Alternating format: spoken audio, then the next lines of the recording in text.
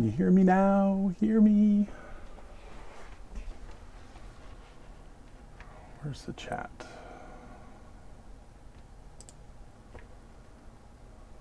Okay, sound now.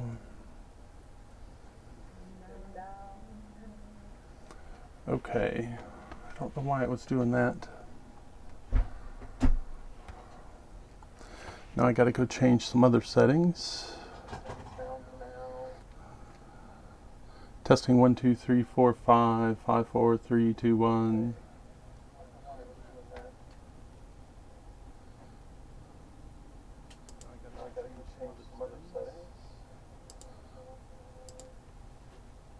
Testing 1 2 4 5 5 4 3 2 1.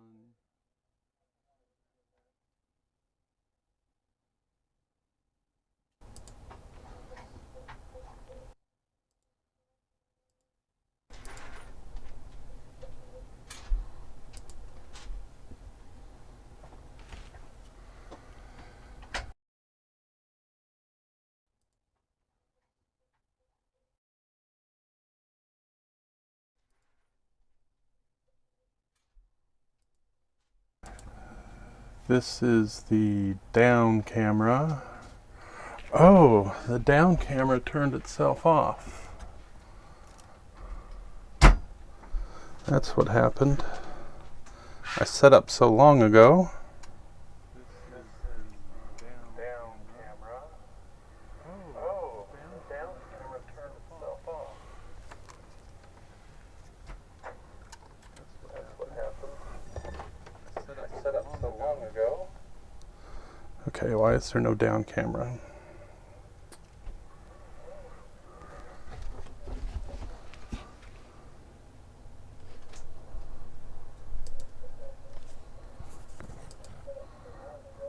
Oh, because...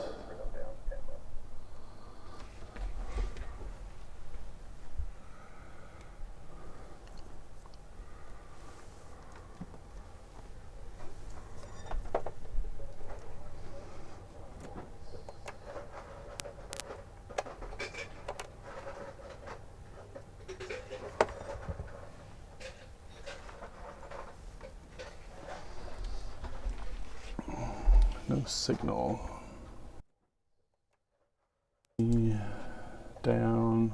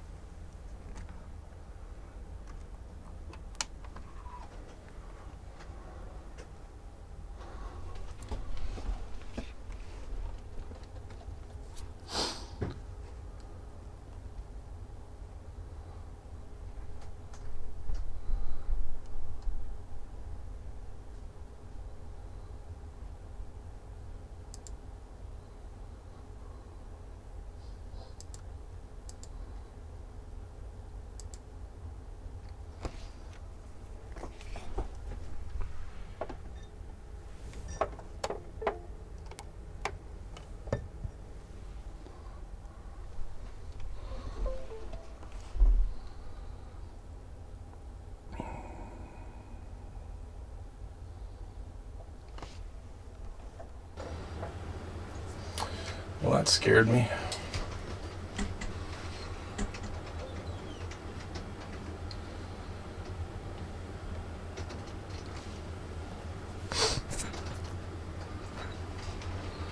Okay, so how is the sound now? Are you hearing two two of me? Does it sound good? Okay, so how is the sound now? Are you hearing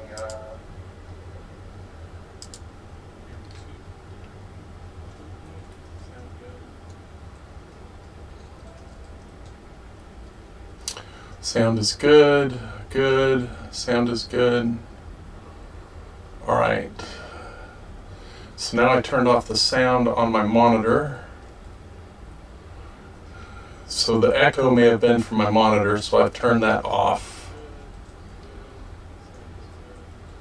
So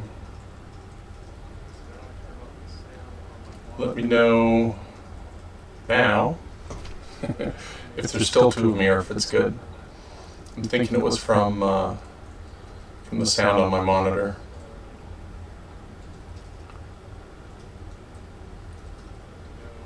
Still echo. Okay, so that might be because there's two of them here. Okay, so oh, the webcam.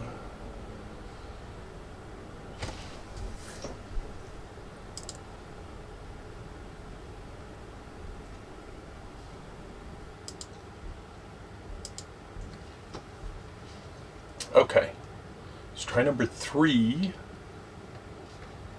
Let me know if try number 3 is working. So start your comment with try 3 is working or try 3 is an echo.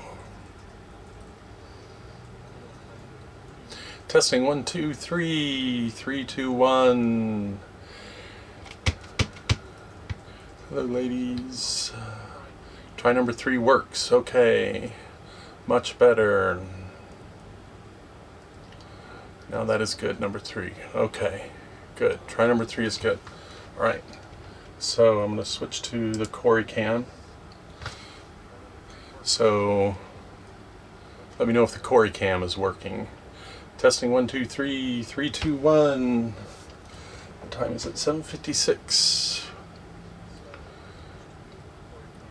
So number 3 is working. Waiting for feedback on the Corey cam. Corey cam good.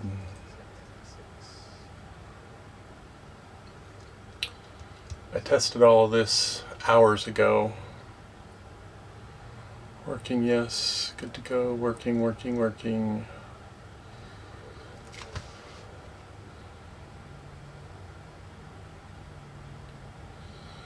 Okay.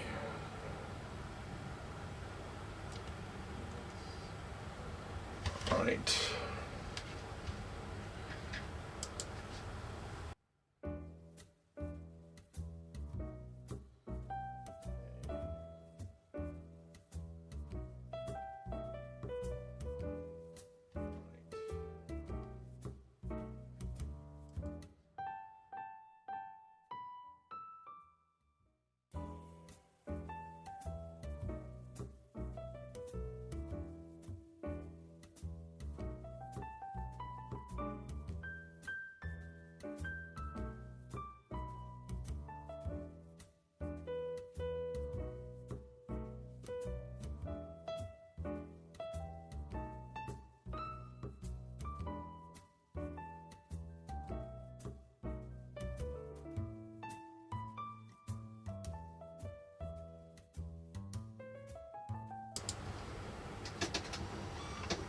So what could the echo be from?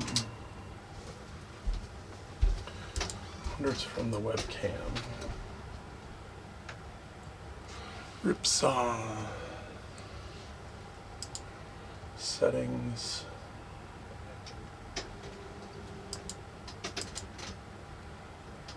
Audio input.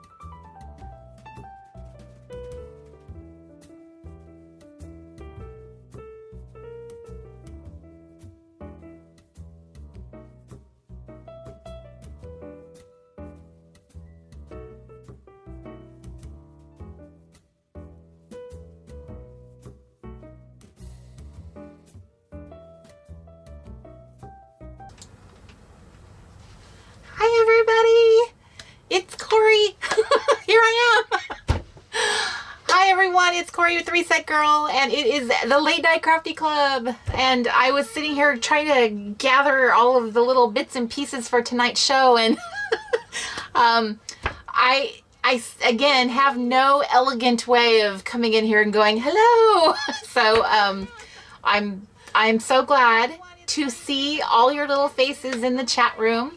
I can see all of you. Well, I can sort of see all of you. One of the problems that's making us a little late this evening is I realize my glasses, I can't really see everybody as well as I was. So somehow my vision has gotten depleted. So I can kind of see Judy and Brenda and Shauna and Jennifer and Lorraine and Miss Nanny Scrappy, and hi Damaris, and hi Amy, and hi Miss Claudine.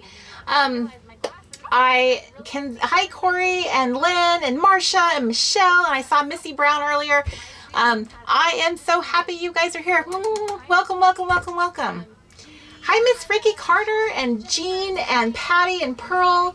Again, I feel like we gotta have that mirror. I need to have that mirror so I can greet everyone in that romper room, old school style. Mr. Crafty just brought me a phone so I can better see the names up close. I think it's time to get my little eyes checked again. Okay, so I am so glad you're here. And thank you. These are new PJs. I just got them at Christmas time for the show. Because believe it or not, even though I'm a woman who probably owns maybe a dozen pair of pajamas, they are all back in Washington. Apparently, I made a decision somewhere along the line when we were packing up the RV that either I would have them shipped out to me or I wouldn't need them. I guess I figured I'll be in Florida in December. Who needs flannel jammies in Florida? So, and all the Florida girls said, amen. But apparently, that was not a good idea because all of our Florida plans fell through and we did not go. And where I am right now, I think it's about 20 degrees, 25-ish degrees. It was very, very cold. We had to keep the little heater in here going today so that I wouldn't be a little Corey-sickle today. So I know some of you live in far colder climates. You guys might be shoveling some snow. And I have to say, I'm super jealous. I wish that was the case. I kind of thought that there would be more snow in this part of the country at this time of the year. And it was just like Washington. I got to have one afternoon where it snowed for maybe an hour. And then that was it. Just like Washington. Only this year, Washington betrayed me and has snowed quite often from what I hear. I've seen multiple pictures of my family and people still back in Washington that are enjoying snow. So, boo. We are not in Pigeon Forge any longer. We left 2 days ago and we are now in the Nashville area. So I went back to Nashville and we're going to be staying here for the month of January because I am hosting a fabulous one-day retreat with my friend Tracy Claiborne that is now sold out. We are so happy to discover it was sold out yesterday. So I'm doing a faith retreat. So I'm going to be hanging out here working on the podcast that is debuting in just a few days. January 3rd, as a matter of fact, is when the First Love Club podcast debuts. So I have my little script that I made myself, my little outline of tonight's show because I'm uber professional, but I will end up detouring right off. You guys just watch. So if this is your first time joining us, and if it is, welcome, welcome, welcome, welcome, welcome. I am so glad that you're here. This is a show where we suit up in our jammies, we grab something delicious to sip, and you can either choose to craft along with me, doing your own craft, doing the craft that I'm going to do tonight, or you can just watch. We have a chat room, which is going like crazy right now, which is actually the best part of the live show is the chat room, because that gives you an opportunity to talk to all kinds of people that are in the Reset community. And there are people from all over the country all over the world that show up in our chat room, which was so fabulous. I love seeing our international friends pop up. And some of our international friends are, up at 2 a.m., 6 a.m. They're up at all crazy hours because they want to be part of the live show. So I truly appreciate that. Keep going. Okay, sometimes when you come in here, I think that it's because I'm doing something wrong. Nope. Or something is broken. So I did see Michelle's comment about there's an ice storm. So, and you're up in Bellingham, which is even more cold in Washington than where I lived, where it just was so not snowy at all. So those of you who are enjoying snow, I am super jealous. I'm glad for you. Boo for me. So I am really happy for those of you who are joining us for the first time. I hope that this is fun and not a disappointment. So if you are watching the recorded version of the show, like you happened to stumble upon or remembered that I had the show going, and you're catching me on Monday or Tuesday or 2 weeks from now, welcome to the Late Night Crafty Club. You will see me talking, kind of like looking off to the side often, and I will try really hard to remember to repeat the comments and questions so that it doesn't look like I'm just talking to nobody.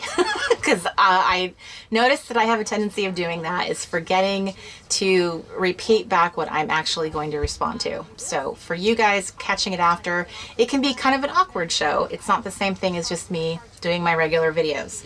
But I encourage you to catch a live one if you can. I am doing this show on a Saturday night, which is atypical of me. I tend to do them on Friday nights.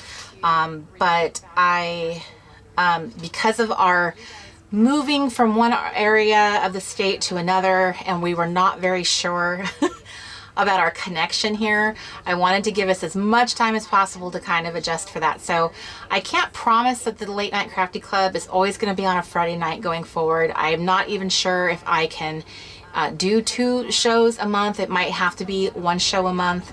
We're sort of readjusting and kind of calibrating our business right now, because there are so many things that my heart just yearns to do so badly for this community. There's so many things that I want to create for you and really create a meaningful impact in your life.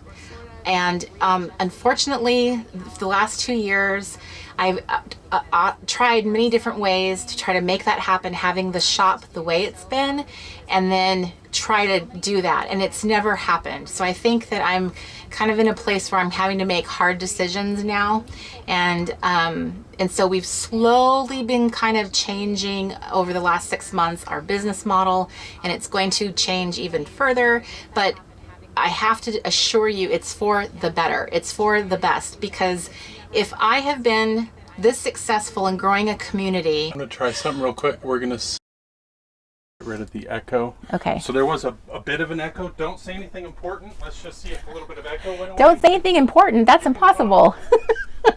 Oh, and I noticed in the Happy Place Club, somebody posted this. So Ray Dunn, who's kind of a beloved artisan, she has made some really cute mugs that a lot of us are finding at TJ Maxx, and Home Goods sells them.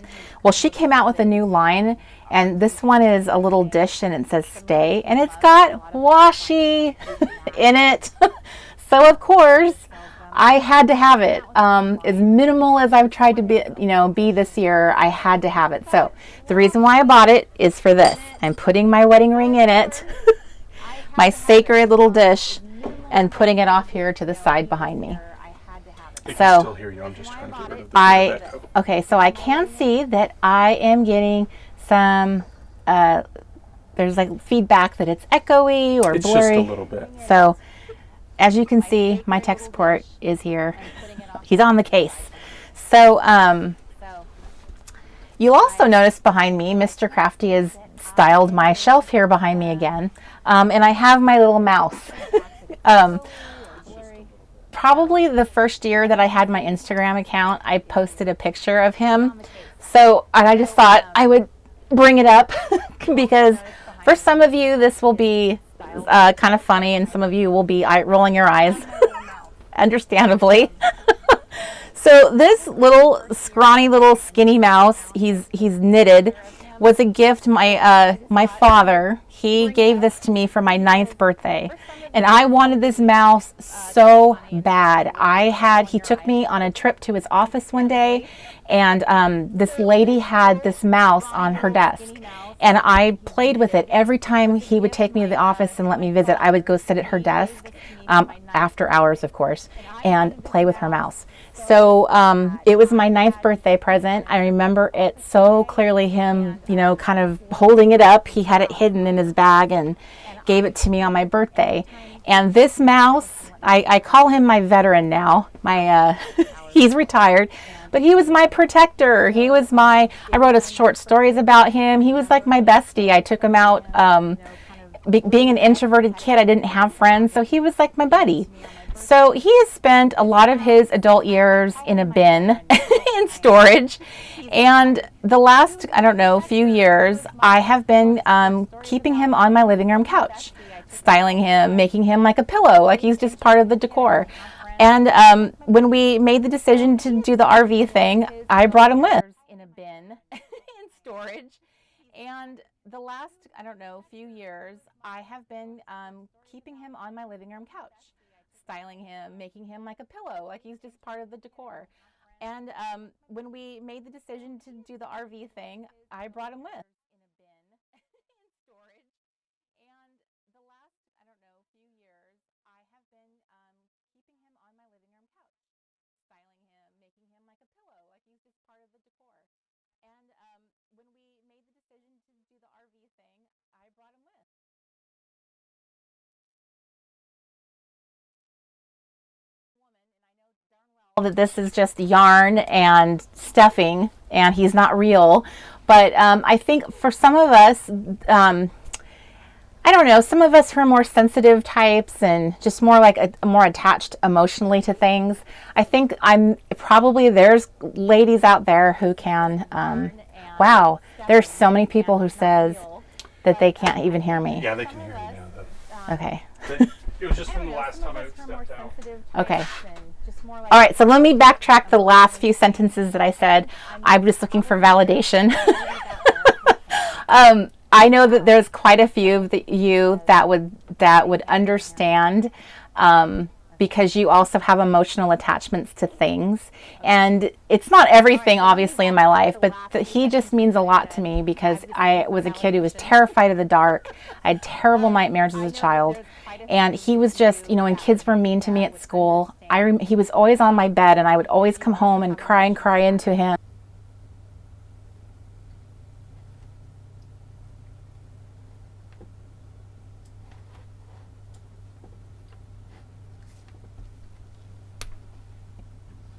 You might be able to see us now.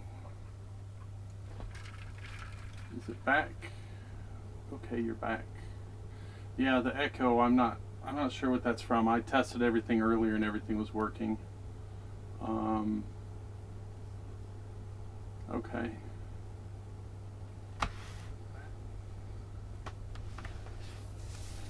I'm sorry, baby. I don't know why this thing is being finicky. But they can hear you.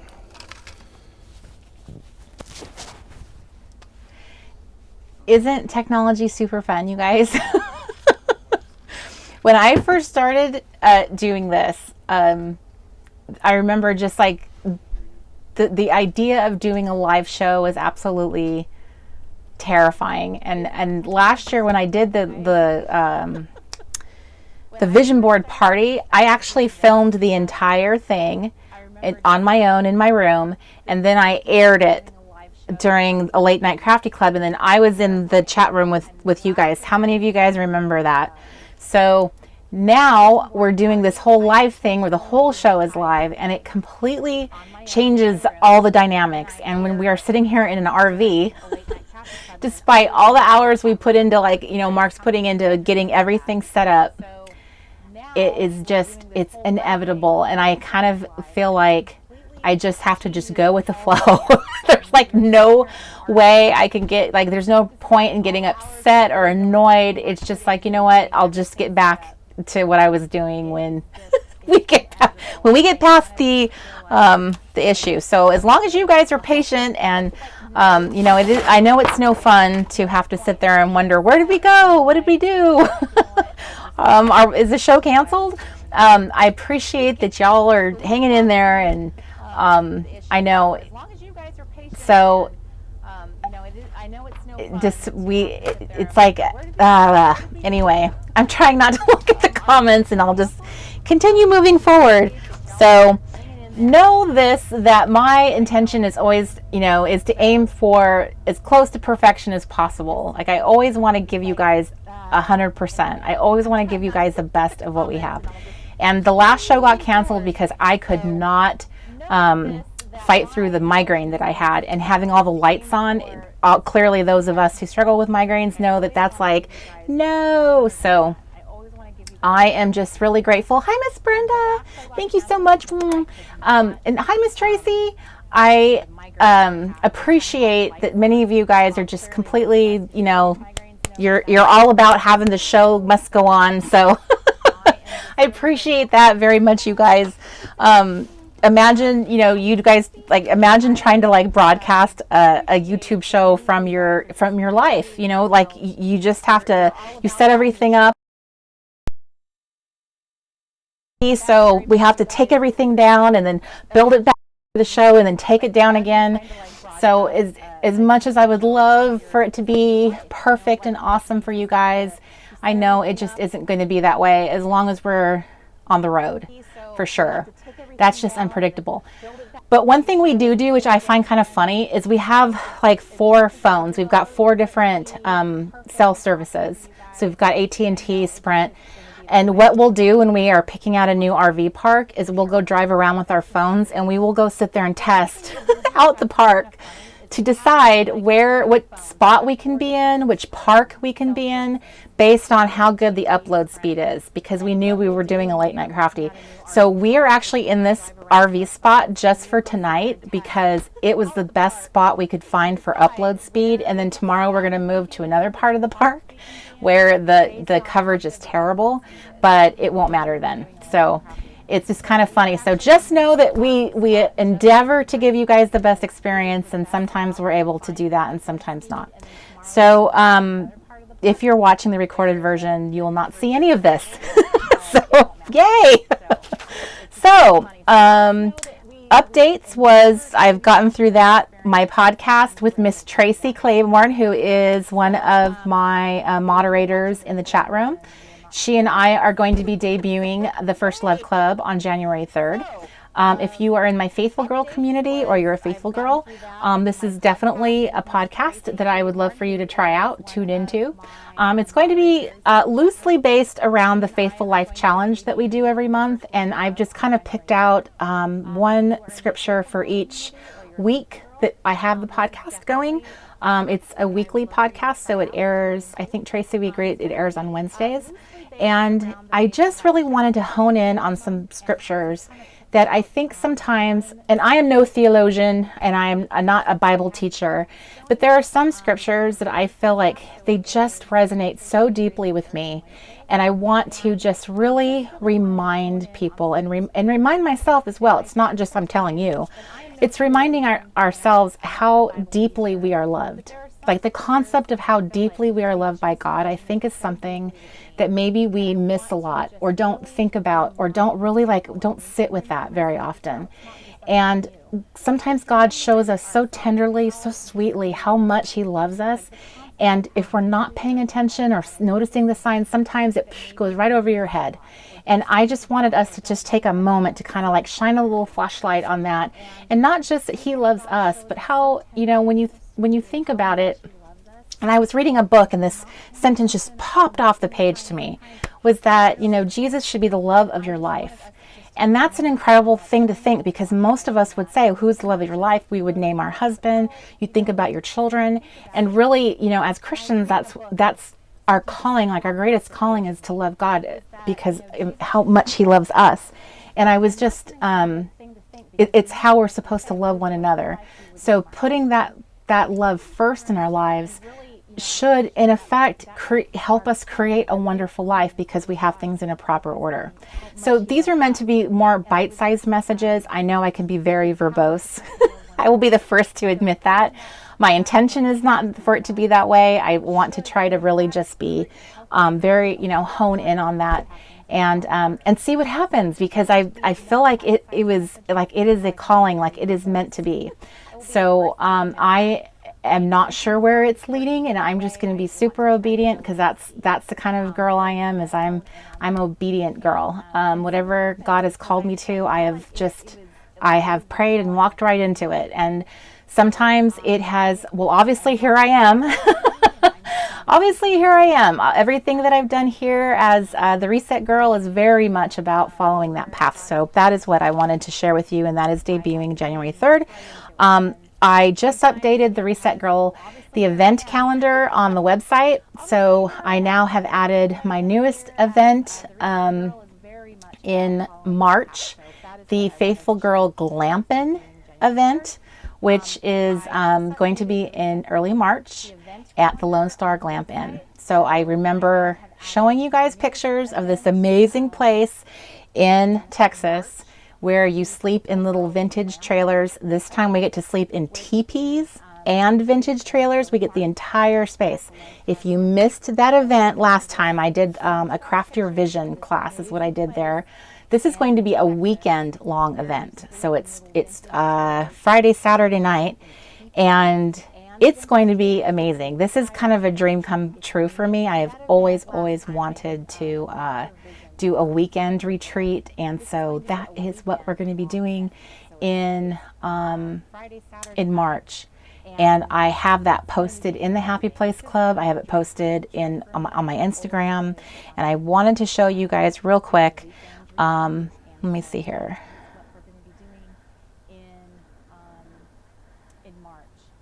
Okay, I'm going to show you guys real quick the website. So the Reset Girl website has taken yet another little facelift, because one of the things that we have recently done is combine our create a physical store with a print and snip shop and our online workshops and the Honey Girl Sticker Co. So it's kind of become a little more convoluted. And so we freshened up the very top of the website, and this navigation up here is all new. So you guys can find, this is my calendar where everything that's happening this month will be on this calendar. And all you have to do is click calendar, and then I have a current event calendar button here. And then you can see, like, here's tonight, here's the vision board party, here's where the challenge prompts launched, here's the First Love podcast, here's my weekly reset newsletter going out. So I put all of the events that are happening at the Reset Girl, whether it's the store or a workshop or anything, is on this calendar. So now you can find it by hitting that calendar button. Another thing here is the Happy Place Club, the Faithful Life Club, and the Late Night Crafty Club all are listed out here. Each of them is their own separate page, and you can sign up for the challenge there. Here is another place to sign up for challenges. This is what you can sign up for. And then here's all 4 of my newsletters that you can sign up for. And then my YouTube, the podcast, and the blog. So online and in-person workshops are here, and then there's the shop. So we created what is called the marketplace, and I wanted to explain this really quick because I know quite a few people were very confused about the store. So because we have all these different types of stores and things, I was trying to create the experience of like walking into a mall. So you can go into our digital store. This is our new boutique, which is the new Reset Girl shop. This is the much more slimmed down version.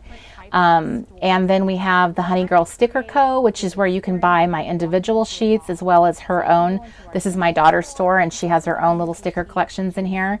And then here's the in-person workshops that I have available, and then the online workshops.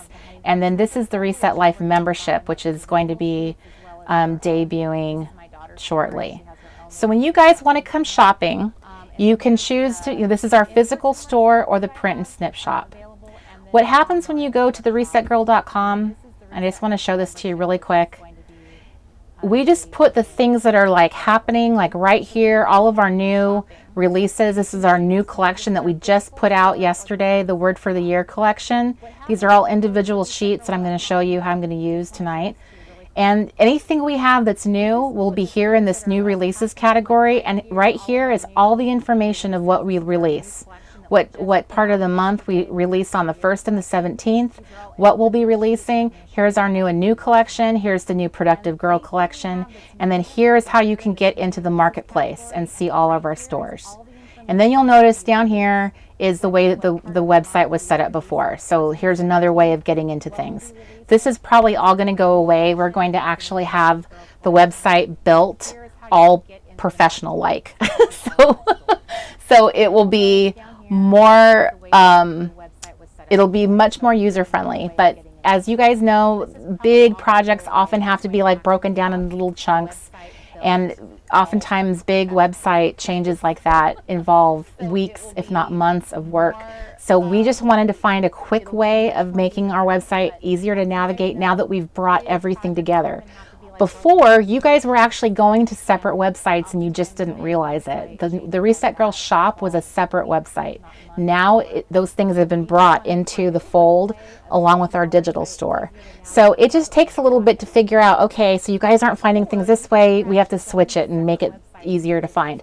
So I noticed Anna mentioned earlier in the chat room she was looking for washi rings. We have the washi rings. It took quite a while to get them back in stock, I have to tell you. They will be going back into the store hopefully by this week coming up. And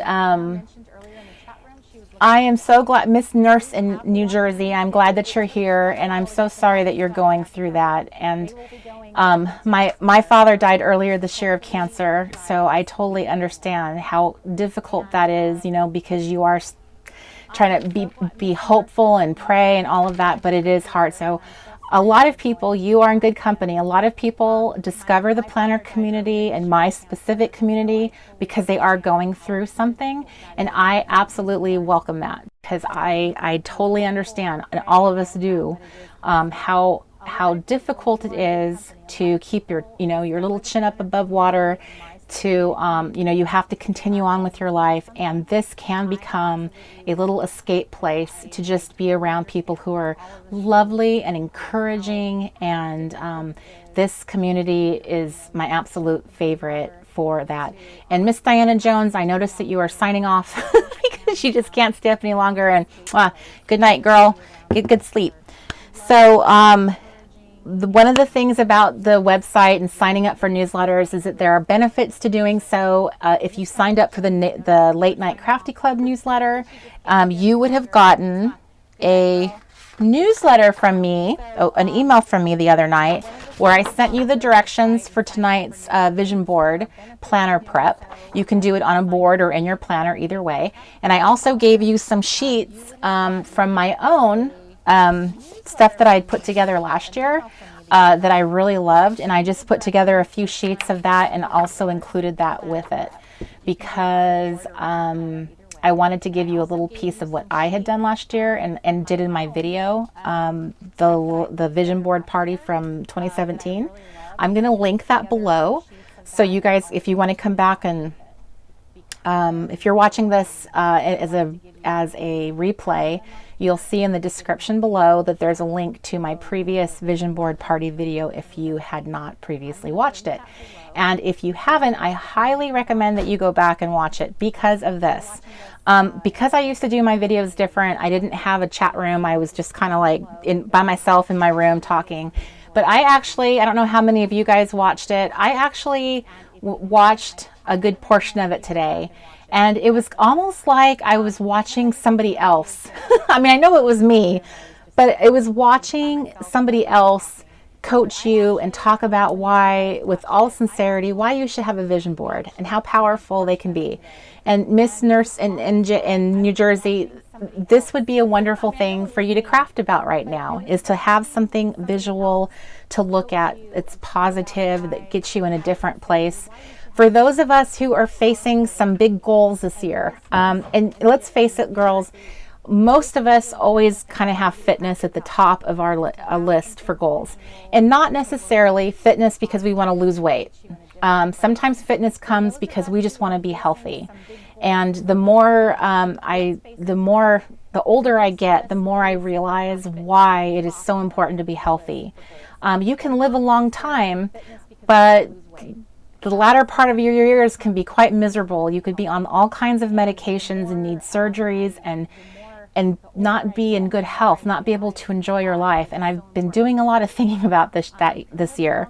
And so I've already made some drastic changes to my diet, which have been hard to live with, I'm not going to lie. But it's also kind of primed me for like, why am I not just going for it and then just sealing the deal, going all the way to the other side and including the exercise and all that stuff in it. And I don't have my vision board that I made in here. And I'm going to actually, the one I'm making tonight, it's going up somewhere. I was actually thinking of attaching it to my window shade because it's really flexible paper. And I was thinking maybe it'll just roll up into my window shade and I could just pull it down and look at it every now and then. So I'm really excited about the vision board, okay? And I can't remember the year I first made one, but I know that from the time I was in high school, and I was just talking to Miss Angela, my good friend from Florida, about it the other night. I used to cover my wall with like quotes and positive, like affirmations, but just positive quotes and pictures I tore out of magazines, things that I wanted to visually motivate me. And that's what vision boards are really meant to do. It's supposed to help you like hone in on what your perfect life would look like. What are the things that are worth sacrificing for? What are the things that will drive you to have? What do you want your life to feel like? And sometimes that can only be really communicated in images. I think vision boards need to really be about really powerful images that you could just look at them and bam, they tell a story to you. They remind you. So I picked out some very key images that really speak to me and lots of powerful words and stuff, so that I could build something to look at to really motivate me. And I wanted to focus on some key areas of my life that I really want to make a bigger part of my life in 2018. And so that is, and it is okay, you guys. I want to convey something, because one of the things that I had mentioned earlier is that I'm going to be doing an online workshop called Reset Your Goals.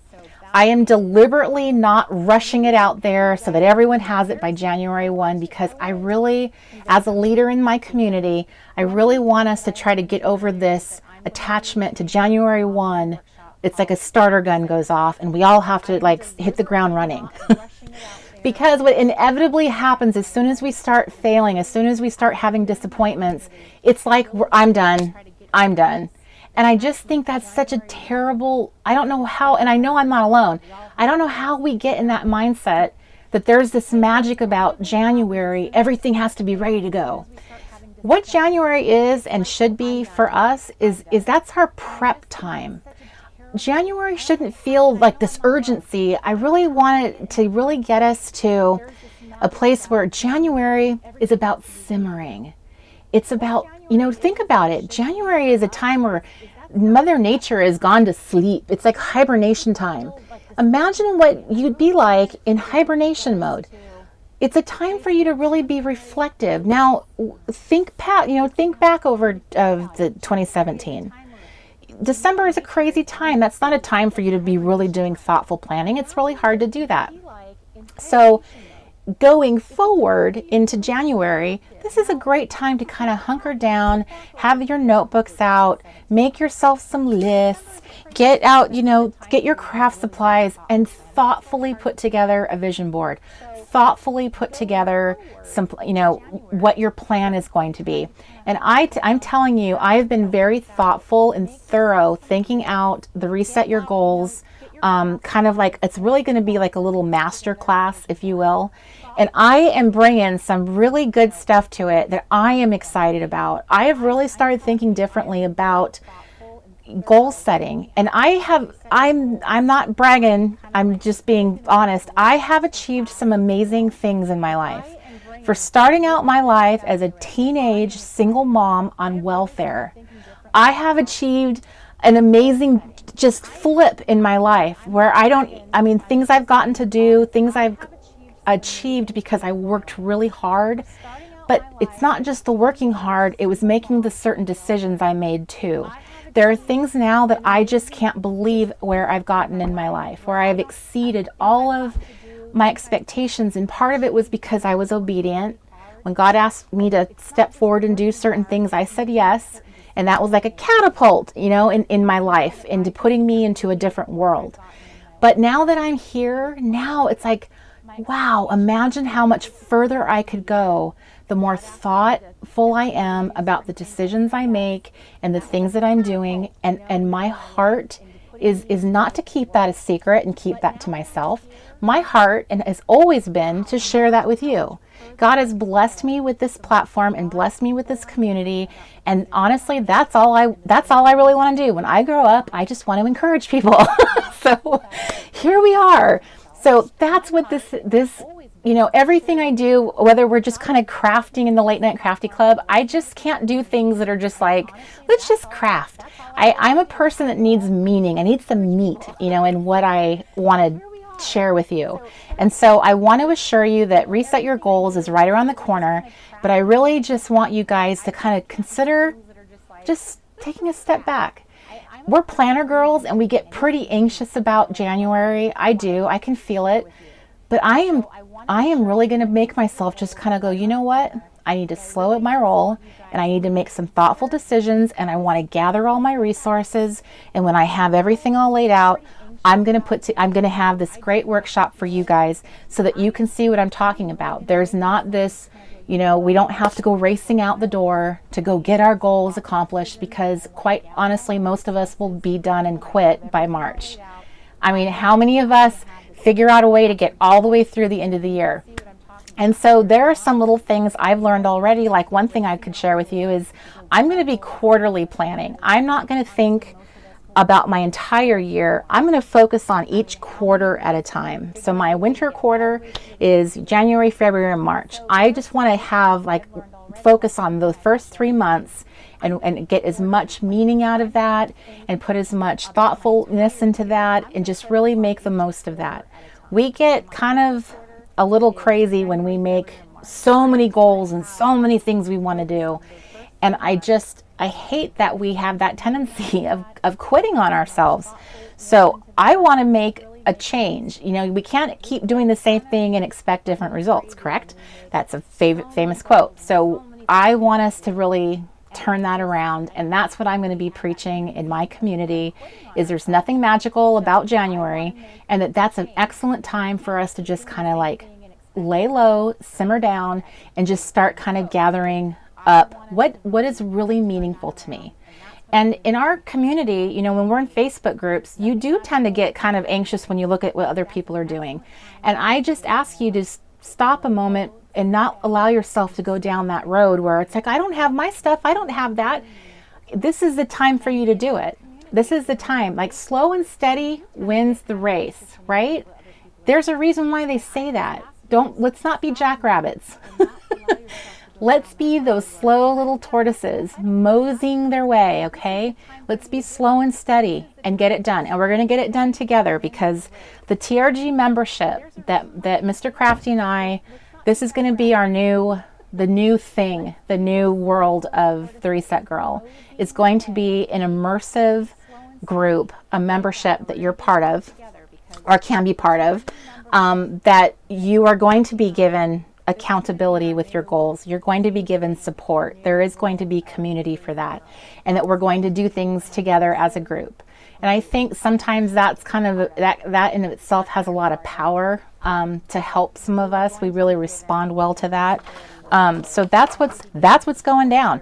And you're going to see that I've picked things to put on my vision board that support those goals that are mine. Those are initiatives that I have that I want to share with you. So I'm very, very, very goal-oriented person, but I'm beginning to see that maybe I haven't really approached goal setting the right way, or I haven't thought about it in certain ways. And I've been gathering some excellent resources for you. Excellent stuff. So just know that's coming around the corner. If you have not signed up for the weekly reset newsletter, you can go to the newsletters page right here on my website. And this is something right here. Go to newsletters, and it's right here, the weekly reset. I encourage you guys to sign up for that. It is my favorite thing to do right now is, create my little newsletter. I send it out every Sunday, and it has kind of like a message for the week, something that I really feel could help you in whether it's goals, or this week I talked about single tasking versus multitasking. Single tasking is going to be my new mantra for 2018. And if you are one of the ladies that chose focus as your word for the year, I highly encourage you to look up everything there is about single tasking, because single tasking is going to be your way of succeeding with the word focus. I've personally failed with it. I don't know anyone who has succeeded with it, but I wish you well.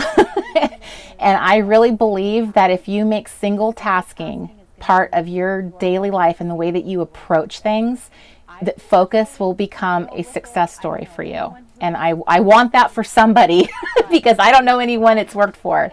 So some of you that picked it, that would be a great place to start.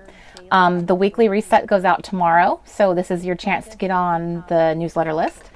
And it's my way of giving you lots of resources. I pack it full of little links that just take a moment or two to look at. I link to interesting articles. I love gathering. I'm a curator, and I'm always researching something. There's just some topics that are so fascinating to me. So it's my way of sharing little tidbits and things I think would be helpful to you, to help you like in your week. Single tasking has been like an amazing epiphany for me personally. For those of you who, I think there's about 1,000 people on the newsletter list. How many of you that saw it was like, wow, single tasking? Didn't know about it, but it's amazing. Because there, Andrea, you have single tasking was the only way I made it through my busy season at work. Sometimes we think we have to touch a little bit of everything to keep those little rocks going up the hill. Whereas single tasking is like, no, you just push everything aside and you focus on that one project, that one thing. Don't go answering email and letting distractions come in. Focus, hone in, do this one thing in excellence, and then move on to the next thing. Our brains were not wired for multitasking. We try to tell ourselves they were. Someone lied to us along the way and made us, especially women, think that we can be successful multitasking. And the truth is, that's not even how our brains are wired. And the more you do that, the more it affects things like your memory. I've developed the worst memory, and I think it's not just because I'm getting older. I think part of it is because there's just so much input sometimes. So single tasking goes hand in hand with simplicity. If that was, something you asked, that you said that's going to be my word for the year, single tasking is another thing that you could be just really walking hand in hand with. I can't recommend it enough. So, okay, exactly. Damaris just mentioned that, leaving on Outlook. I leave on Outlook too. How many of us have our email open, and then as soon as ding, a little email comes in, a little indicator comes in, you immediately go look at it. It's like the little rat going through a maze, and it's rewarded for, making a little ding and it gets food. It's kind of like that. Somehow we've been conditioned to hit that little button to open up the email or the notification or whatever it is. And smartphones are the worst for that. So it's just something to consider. focusing on, you know, single tasking is being something that could really, truly help you going forward this year. All right, I think I am done with my chatty chat. I'm going to move my keyboard out of the way because I have a big piece of poster board going down on my desk. And when I went back and looked at the video that I made for last year, I was like, wow, I was so eloquent and so, like, I made so many good points, and I realized I don't think I even would have remembered to say any of that stuff again. So if you really want a good reason for doing a vision board, or you have not ever made one before and you're not sure, like, what am I doing with it? What's it for? Please go back and watch the, it's episode number 4. It's the 4th Late Night Crafty Club I ever did.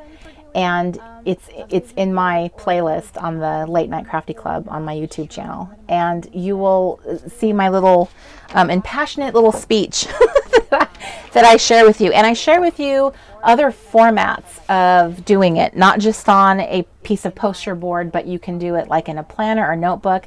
And I actually have all of this this great stuff I'm going to be sharing all of that with you. The Craft Your Vision workshop that I've only taught in person, that's going to be part of the Reset Your Goals masterclass. I'm actually going to show you how to build all this fun vision stuff in a notebook or planner so that it can help encourage you, because there's nothing like visuals that can be very exciting. So whether you want to use, you know, I use a large disc bound book.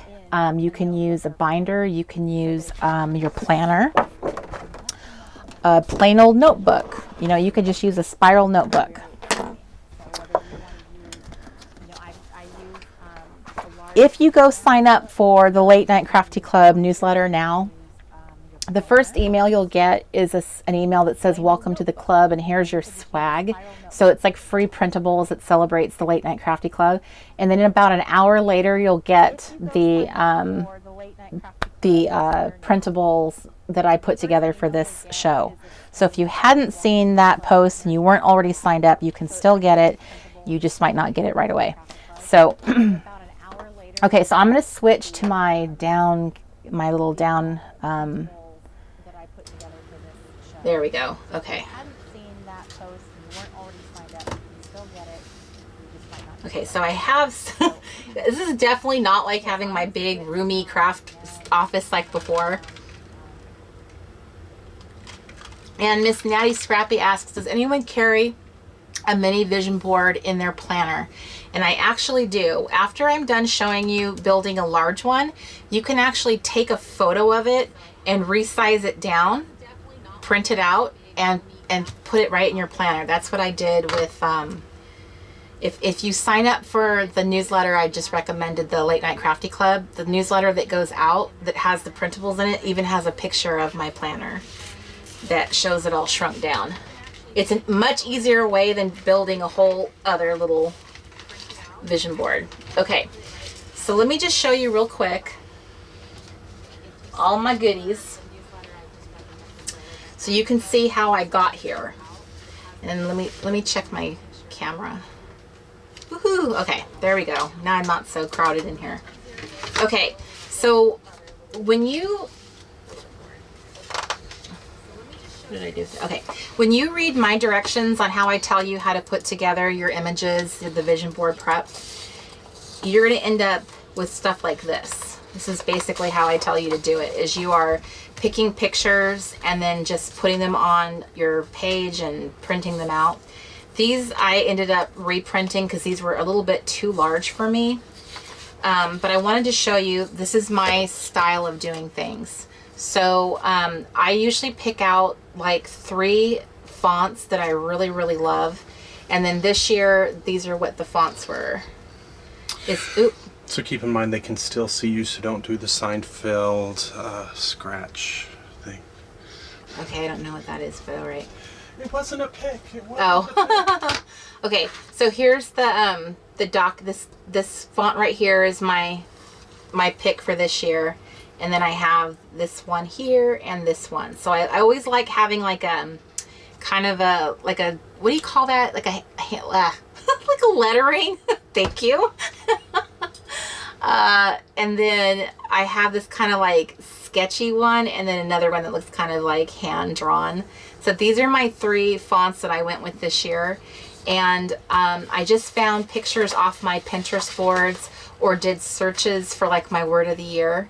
And then I found all kinds of pictures, and I made kind of like in my head I wrote out a little list of what I really wanted to focus on, and then found appropriate pictures. So I wanted to find like a book stack because I want to read more. This is my book stack right here is my Kindle. I seriously, Angela, only you would have caught Mark's comment about the Seinfeld scratch. So right here we have the 2 book stacks I have here. This is the Bible that I read every day. It's my daily Bible. So I want to get a picture of that and make sure that that's on there is something that I'm going to do every day. So once I had them all printed out like this, then I grabbed my scissors and started cutting. So I have my pictures kind of like in categories. So the first category is a creative one. And I'm not going to lie, a couple of these pictures are from last year's vision board because I love them so much. I wanted them on this year's vision board. So this is kind of one of those pictures that I love. I wish I knew who made this. This is someone's work that they posted on their blog and it made it onto Pinterest. But I love this little art journal page so much. So that was on my board. It's been in several of my workshops. I've included this picture. So this is kind of like my creative pictures. I replaced the pink typewriter from last year, or the blue one, with this mustard one. And I'm looking over at the chat room because I realize okay, so we have here's a little Kindle that I wanted to put on there, and then here's some words. I wanted to pick out words that I thought would be like really important, powerful little words: storytelling, read, document, experiment. And then here we have my book stacks. This is a layout that Allie Edwards did that I thought was so cool. I just loved this book shelfie thing that she did here. So I wanted that on there. Creative time is another pair of words. I loved this photo of a traveler's notebook. Here's a like a collage, like an art journal kind of piece. Make. There's those girls, but smaller. A little pink camera. And then this is again another picture that's been on several of my vision boards, but it's a reminder to me about doing more documenting. Some of you guys are amazing at documenting. I am horrible. I buy everything to do it and then don't do it. So I want to make this part of my board, and probably the whole lower part is going to be all creative. And then I might actually end up with more pictures than I have room for. So my word for the year is bold. This is one of the sheets that we made for the print and snip shop. The word for the year collection. My word is in there, of course, because I really wanted it for myself. So I had bold, bold, bold in different ways. I made this. I was supposed to be more like a journal card, but I love this. She had to learn to be bold because I don't know how to be bold. That is like not in my personality.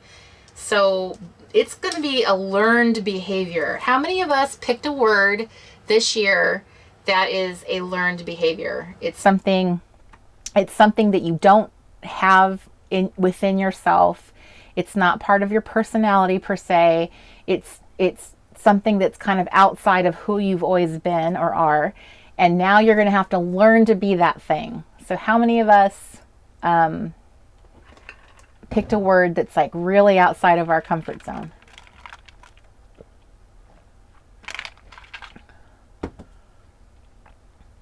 All right, Miss Claudine, she's got her little hand up.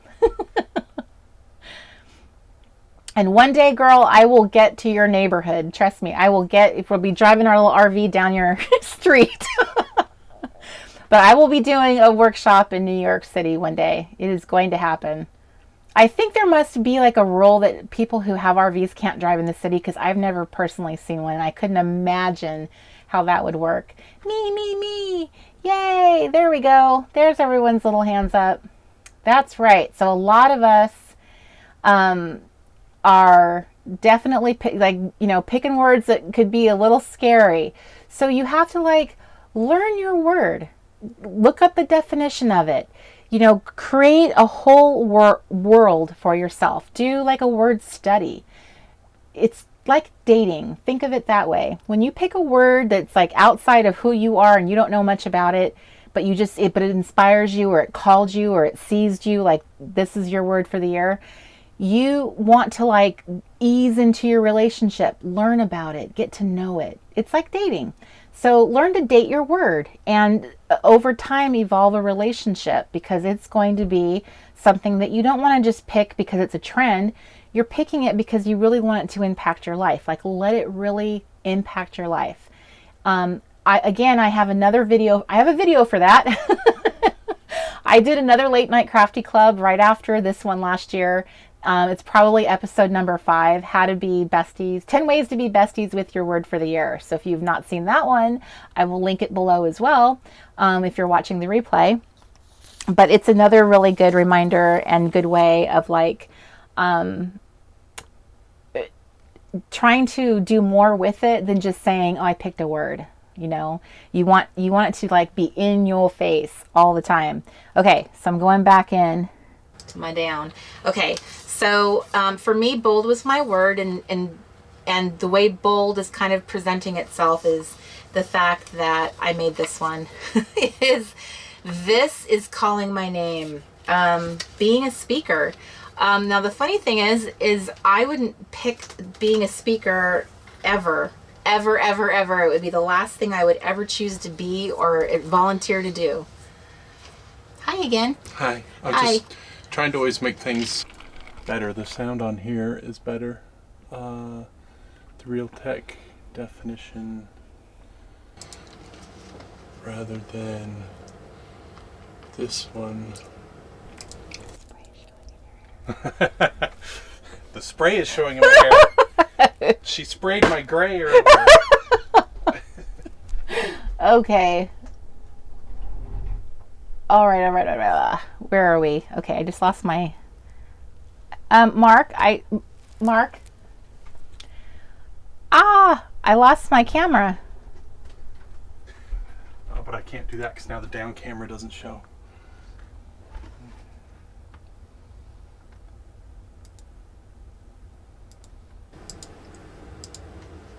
There we go. It just won't sound as good as the other one, but that's okay. Okay, so where was I? Okay, so I was picking this. Damaris just asked if Mr. Crafty knew all this stuff. He's always been fascinated by computers and technology ever since he was a kid. That's his little nerd superpower. He just loves computers and stuff. But I am pretty impressed that he's figured out a lot of this on his own, or by calling tech support, or by watching a lot of YouTube videos to learn everything, whether it's been RV related or doing what we're doing now, learning how to do it, making sure we had the best equipment, to do this with. So I apologize for all the distractions. Okay, so getting back to this, learning how to be a successful speaker. This right here is probably, this right here would probably be my greatest, the greatest compliment I could ever be given. The greatest thing I could ever imagine. And I think that people who are like me, that are very, hi Edward, I'm so happy to see you. I think people who are wired this way, this is the paycheck. It's not the dollars. It's not the cash that comes in or any of that. It's this. It's supposed to be that you've made a connection and really truly inspired someone. So my word for the year is something I want to incorporate into my vision board. But it's bold is, for me, was knowing that I was really going to try to become more of a speaker. Now I find it funny. I definitely do, that after 20 years of singledom, that the man of my dreams that God brought into my life at last happened to have the last name Speaker. So I am literally Corey Speaker, and I think this was the first year that I decided that I am just going to accept that. I'm not going to fight it anymore. I'm going to accept it, and I'm just going to go forward with it. So here's my bold collection here. And then I put together, this is this strengthen page. This was my word for 2017, which was very good to me. Those of you who have chosen it, you've chosen wisely. So here, but that doesn't have anything to do with these pictures. Okay, so here was another part of being bold and being a speaker, is I actually chose some like outfits that I thought would be like, if I imagined myself going up on a stage or talking at a podium, what do I want to look like? So I found some really cute outfits that I thought were like kind of quirky and fun, but also polished, that I would really feel like I would feel fun wearing. So I picked things that embodied that sense of like being something I'm not, because I'm not bold and I'm not confident. So those are things I have to learn to be. And these women, they kind of they embraced that look for me, as far as like being dressed ready to go to be a speaker. So I put all these little words up that I found. I found these adorable glasses that I want to go find because I think I love the little cat eye on them. I found like some other little pictures of some girls. I loved her hair. And then these two honeys, I love, love, love. She is actually wearing a Reset Girl pattern. And so is this lady, but you can't really tell. But I loved I don't know, I had to have a honey on my page. I didn't put one on there last year, so I thought this is the year I'm putting one on there. So this is my confident, being bold kind of like girl that I really want to be. And then here's another goal for me, is I really want to focus more on my Bible study. Like every day I want to have my Bible study, my Bible reading done. And I want to like Bible journal, not in the artistic way that everyone else does, but like write up on my Bible, make lots of notes, write on the pages. And I made myself a bunch of words to go with, you know, that aspiration is get in the Word. Here's a little picture of my Bible that I use every day. My faith, sleep in peace. Tonight God is bigger than anything you will face tomorrow. Isn't that a good reminder? And here's the Bible. This is from thesoulscripts.com. She teaches this way of Bible study where you're using highlighters and pens, and I don't know, I saw that and fell in love. Some of you might look at that and be horrified, but I look at it and go, I want to learn to do that. I want to understand like why she's highlighting things that she does. I just think that looks incredibly fun, and I'm much more of a nerd when it comes to Bible study. I don't want to make pictures. I want to take notes. So for those note takers out there, this right here was something I thought was like really, really cool. So Jesus, the one that has just the club. I made different types of Jesuses. And then the godly are bold as lions. So okay, so that was another little group of pictures. So I'm just kind of showing you ideas of how I collected things in like little categories, little groups. Here's a picture of being on the road.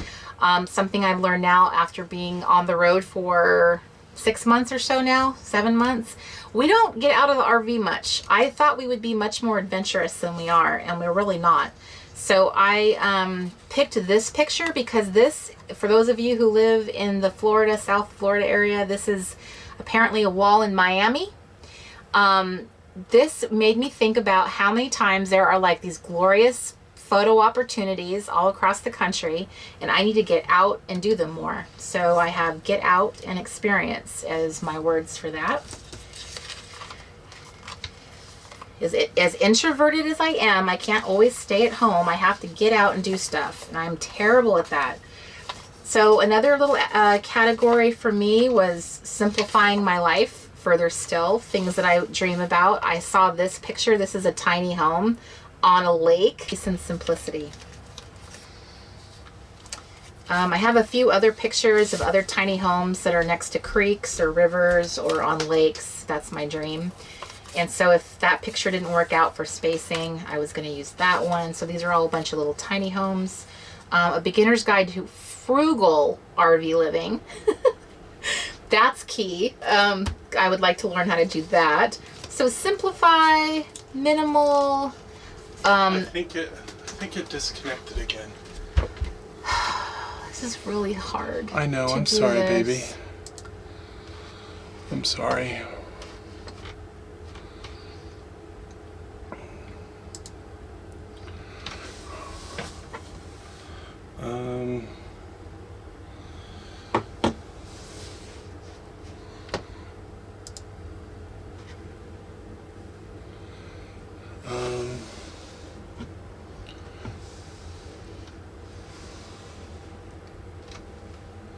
Okay, now it's...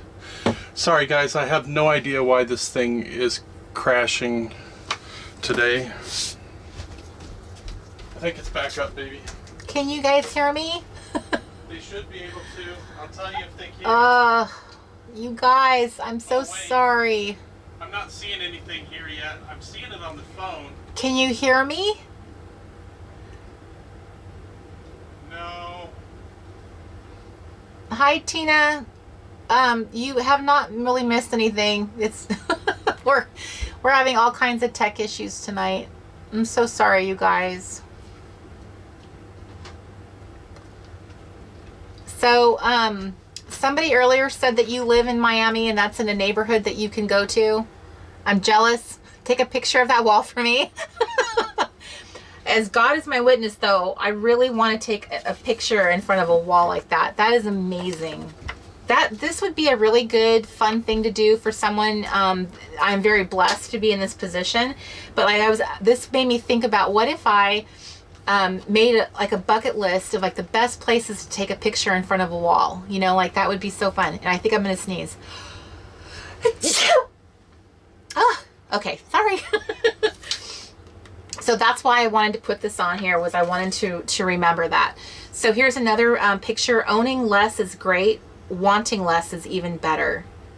Isn't that a lovely sentiment? Wanting less. Like, I can tell all that stuff I gave away and all the stuff I've minimized. We sold, I'm not even exaggerating, we sold 95% of our furniture or gave it away. So that was huge. I gave away stuff I've been holding on for decades. So ever since I've done that, I have no regrets. If you are on the fence about stuff like that, you could practice by putting things out of sight, out of mind in your garage, or getting a storage space for a couple months and testing out how you feel if you need to like baby step your way into it. But I have no regrets of what I've given away. And this really means a lot to me, because the less you, like, even now being in the RV, I still feel like we have too much stuff. I still feel like my closet has too much stuff in it. And it's like this big and I still don't wear everything in it. So that really has really opened my eyes to how much stuff I used to have compared to like what we have in here, and I still have too much stuff. So this is something I definitely want on there. So I have, you know, simple living, peaceful. Isn't that lovely? It just looks like a great word, peaceful. And I think some of you even picked peaceful as your word for the year. This is from thesimplescrapper.com. Simplicity is not about deprivation, but about creating space for living, right? Your house shouldn't be a place for storage. It should be a place for living, your living space. So I put a couple images together that were stuff I found like on Google Images that were just quotes and stuff that I wanted to have on my little board. And then that was running out of space, you guys. And then my last little category, of course, is my health category. So I found, I don't know if some of you have ever heard of Coach Tulin. She's on YouTube. She is a plus size girl who was much larger, and she's been all about like getting fit but healthy fit, and she does yoga and all kinds of exercises. She's incredibly inspiring, and I kind of like watch for like just to watch, and I sit in my chair and watch. But I'm actually going to get up and start exercising with her. But if you have not seen her yet, I recommend you giving her a try, giving her a peek on YouTube. Coach Tulin, Tulin.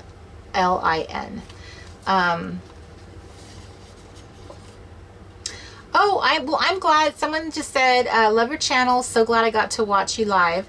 And I am glad you're here live too. For those of you getting to watch me live first, I'm so sorry that it's been a hot mess. This is probably the worst getting a show live done we've ever done. This was on my board last year. I think this picture is bomb. So I wanted it on there again. So these words for my fitness health area is plant power, because I've really been focused on eating more plants. I've not eaten any meat in the last 6 months, I would say. Plant power, healthy, vegan, which I would say I'm vegan-ish, not completely vegan. Having more energy, health. I love this expression, journey to fit. So I wanted to have that prominently, journey, progress. Here's a couple quotes I found on Pinterest. I just cut them out. Amen and amen. And then here was some things I thought would be fun this time is I took a couple like food pictures. These are just smoothies I found. Things that were vegan dishes that looked really, doesn't that look delicious, you guys?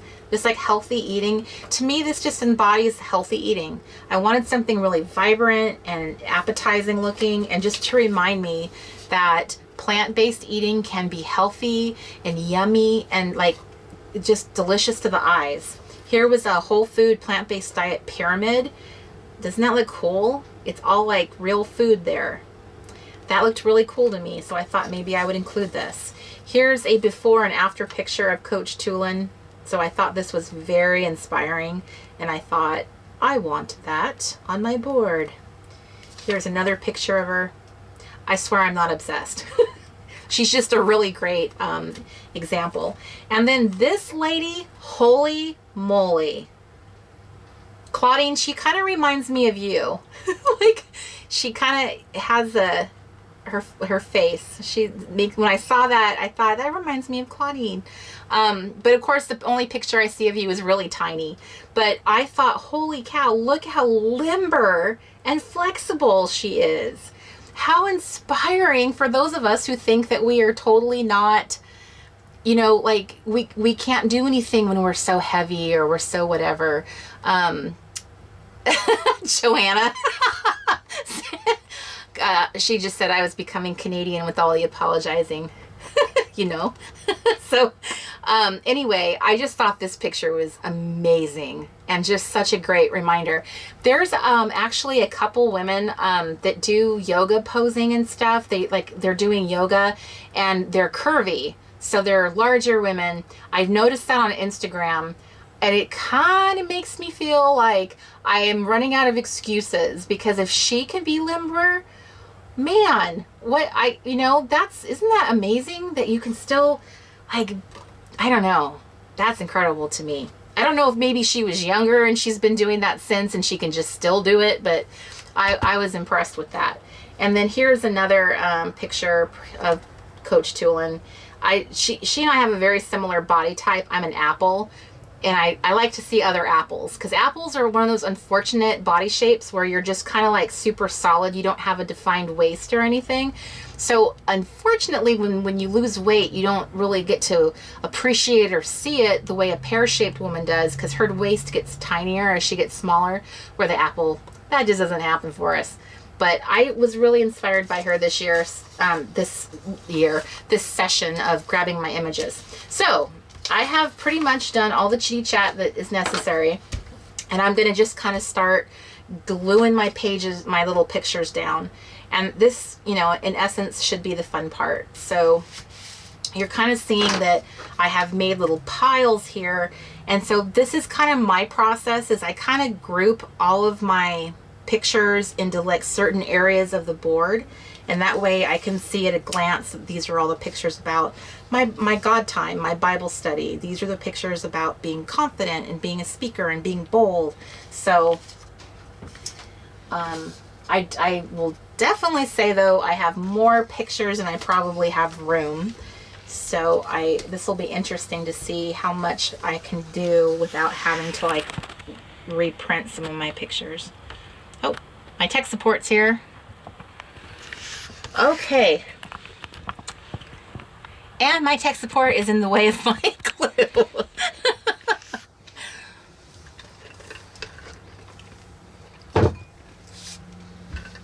I know Rebecca says I may need more boards. And I have lots of foam core boards that I use for photography. So I'm not afraid of having to have multiple boards if I need. But I do like the idea of trying to get them all on one as much as possible. So what I'm going to do is I'm going to start from the middle and make the thing that's the most important part of my message to be right dead center. And so for me, that's the bold thing. So I'm going to put these little word for the year sheets to the side. I'm going to grab this one and I added my own little Be Bold to this. So this was just a generic, it was like a stock photo kind of thing. And then I added my my own little message. So here's my little glue sticks. I have a little bowl of them. This is the Ranger ink collage, mini collage glue stick. I use these in all of my workshop kits. This is the glue that I love to give out because I love it so much. For this kind of project, if you want to use just Elmer's glue or craft, you know, a craft glue stick, it doesn't have to be fancy. This is just my favorite, and I have tons of them because of all the workshops I've been teaching on the road. I've ordered probably at this point, I've probably ordered about 2,000 of these little tiny sticks, and I'm not even exaggerating. Okay, so Be Bold is kind of going right in the center, and I can't even tell if I'm doing that straight. It's probably crooked. Okay. I'm putting down the first one with glue. It's my anchor picture, let's put it that way. So what I would recommend is you kind of like lay everything out and kind of decide how you want it before you start gluing, but I know that's the one thing I want to have more than anything is that.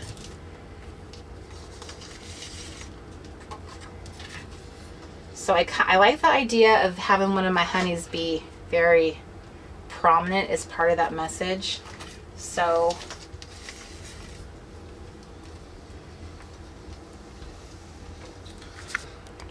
it's kind of like building your own little puzzle. And I'm going to show you a way so that you can fill in blank spots, like this little skinny spot right here that just is bare. That's what I do is I tend to use my words and I'll put them on the side like that. Now this one's kind of different because that's already a set of words, but that's how I fill in gaps is by using my little word pieces or washi. Either of those you could do.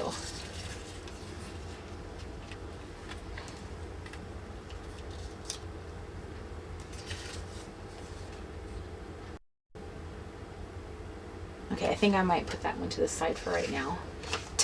Being a TEDx speaker is probably, I would guess, of any professional speakers, is probably the epitome of feeling like you were successful is getting to do a TED Talk. So I'm going to definitely, actually I'm not going to put that up there. So I thought that would be like a really good one to pick. Just to remind me, like, if you're going to aspire to be something, aspire to be the best at something. How could that hurt?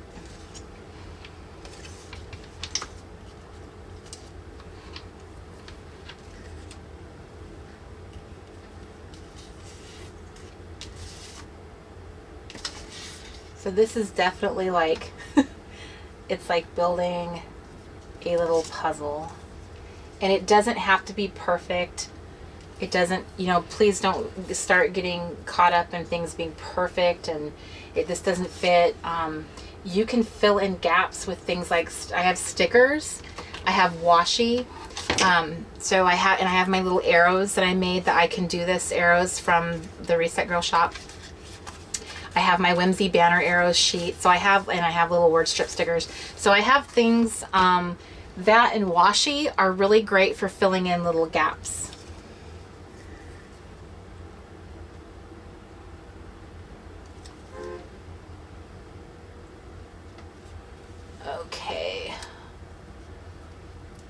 really know much about TED Talks until I was in college again. When I graduated in 2013, and for like a couple years, almost all the professors I had would always have us watch different TED Talks. So I was like, oh, okay, there's this world that I didn't know existed that's all about doing these really cool. She definitely, okay.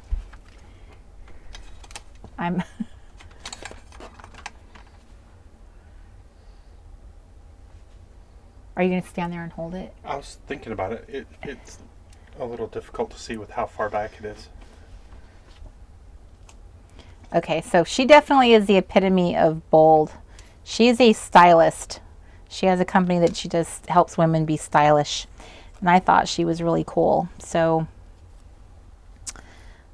these are all my girls that just looking at them, I go, yes.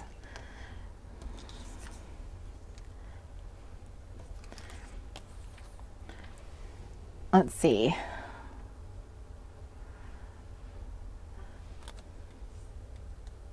You know, Vibrant really makes me think more about the fitness stuff. So I'm going to stick that over there. Okay, and then this girl in her little outfit, she's got like camo joggers on and a slouchy like flash dance shirt and then these really red accessories. I was just like, oh, that is so, like, that's cool. Now, I probably wouldn't wear heels like that. I'd probably wear flats, but I just thought that was really, she looks bold. She looks like someone who has boldness. And since I am not bold, I picked pictures of women who look bold to me. So that's just a thought for those of you putting together your board and you've picked some, you know, you've picked words that may not be easy for you to imagine. Pick pictures that make you think of it. Pick pictures of women who are that thing. So I am putting her on my board because she's incredible. Let's see here. I love this picture. Okay, I might have to move that somewhere else. I love before and after pictures. They're so wonderful. Oh, you know what I could do? Is I could put that on the side maybe. I like having my words go different directions, like, you know, sideways or...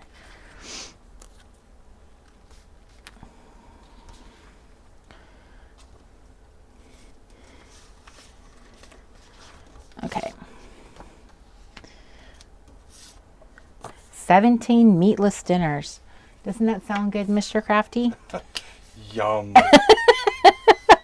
My little cheater. That's a lot healthier for you. Okay.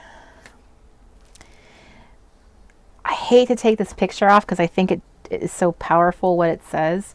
Let me see here. Energy.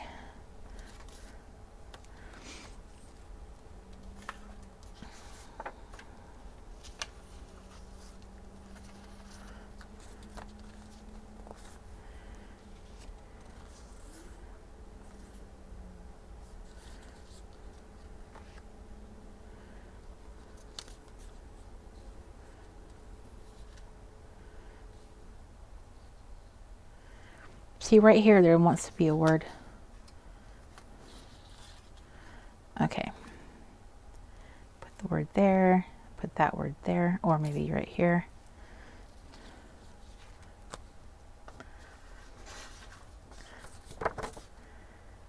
Okay, I can see that I'm gonna run out of room, so I have to be very careful.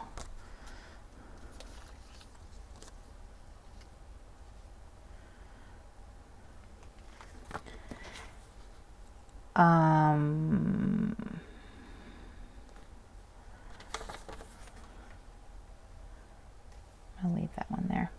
Okay, so here's this one. I'm going to use this one.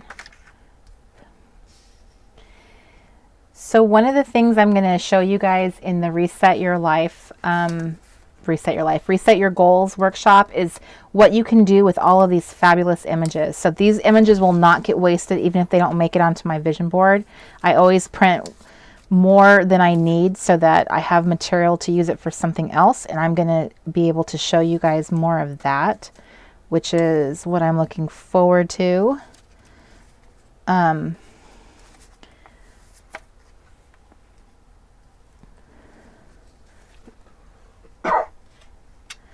back on this side if you want to have it do the other camera.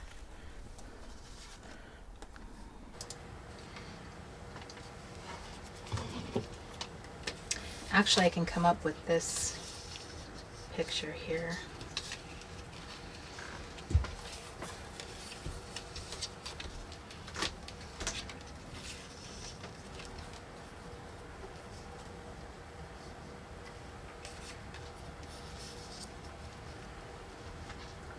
I forgot how I had done this last year. I had to go back and watch my video. That's why I watched it, because I was like, I don't remember how I did my vision board.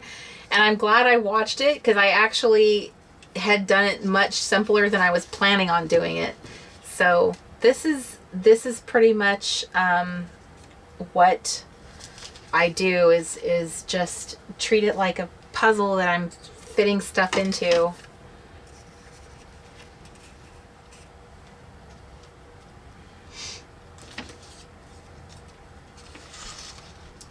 And I figured not everything would get on there, but I'm making a good attempt at getting most stuff on here.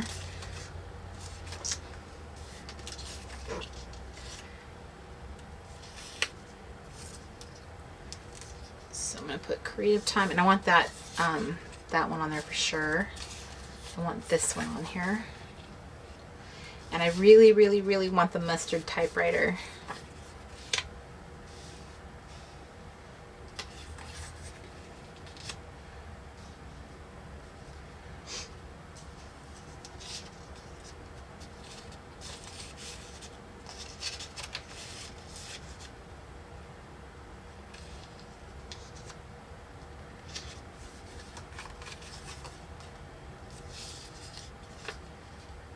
I actually like that better than the book stacks, so I'll probably use those on in a different project.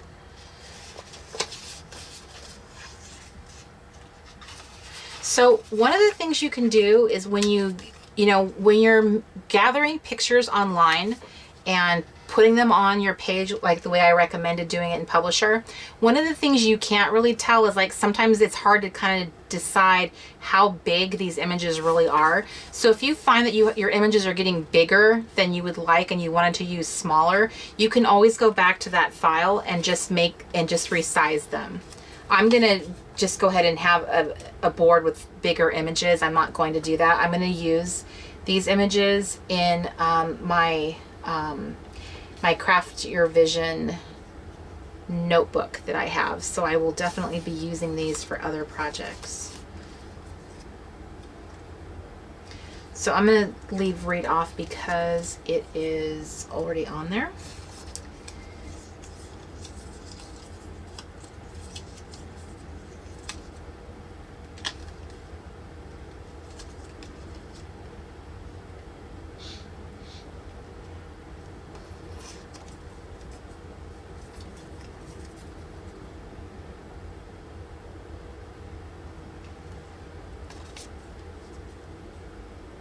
The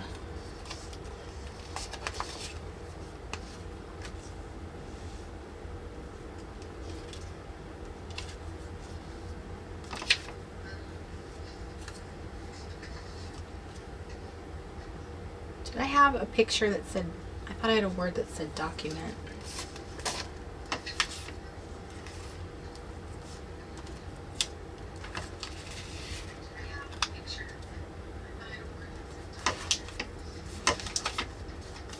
I see it now. It says right there.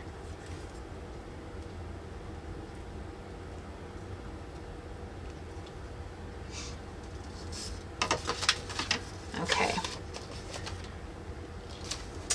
So I'm going to grab something off out of my Simplify pile. And then this is the part where you can start tweaking and you can really ask yourself, do I have too much of something? Is this enough? I think I'm going to take this this off because I feel like I have it represented enough here. So that means I can kind of move things around.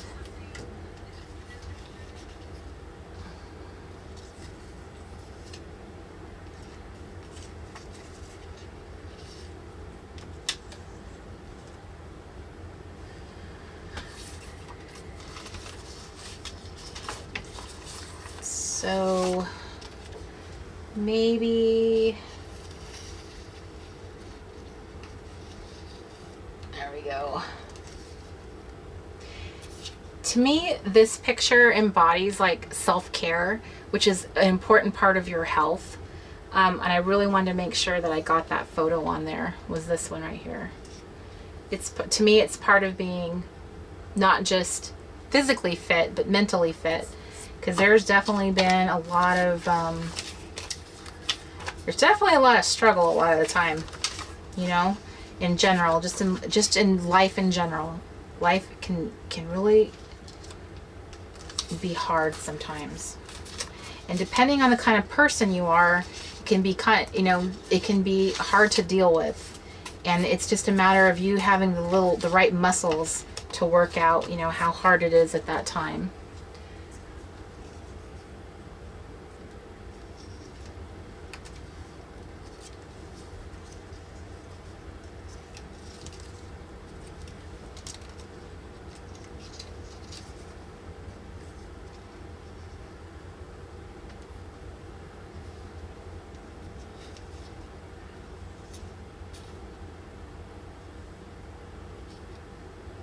So maybe this picture is going to come out.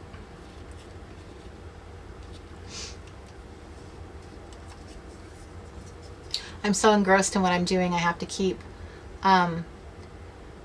coming back and looking. Hi, Miss Natasha in Australia. What time is it there?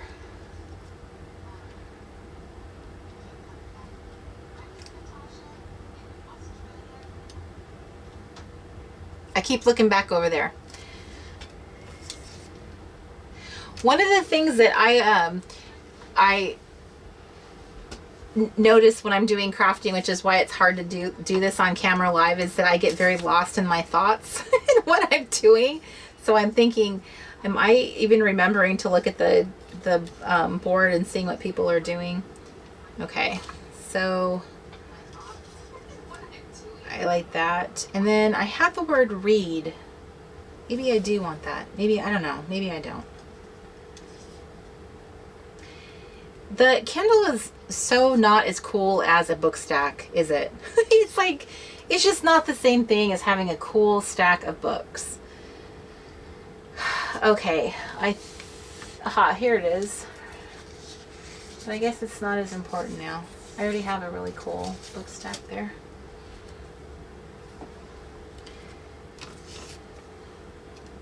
Okay. Okay, that's it. See how fast that went? If you want to use more pictures, you definitely want to consider testing like your first page, printing it out. And you know what? Edward asked if it's supposed to be a no white space board. And no, it can be any way you want to do it. Some people just cover it, you know, no white space at all. Some people like lots of white space. I just, I don't know that I have a rhyme or reason. I like filling in the very obvious white space with some words. I think that looks kind of fun. I like putting things at different angles. So it's totally up to you. It can, however you like. People are very different. If you want it all kind of bold and messy, you can do it that way, or you can be very systematic in how you lay it out. I'm kind of like a little, I don't know. I like both things. I'm going to add, once I get it all glued down, I'm going to add some stickers and washi. So, thank you, Miss Natty Scrappy. She just complimented my board. So I'm trying to decide was probably the best way to start gluing them down is picking my anchor pictures, the ones that have no layering. Okay, so she's probably an anchor picture, this one here in the corner.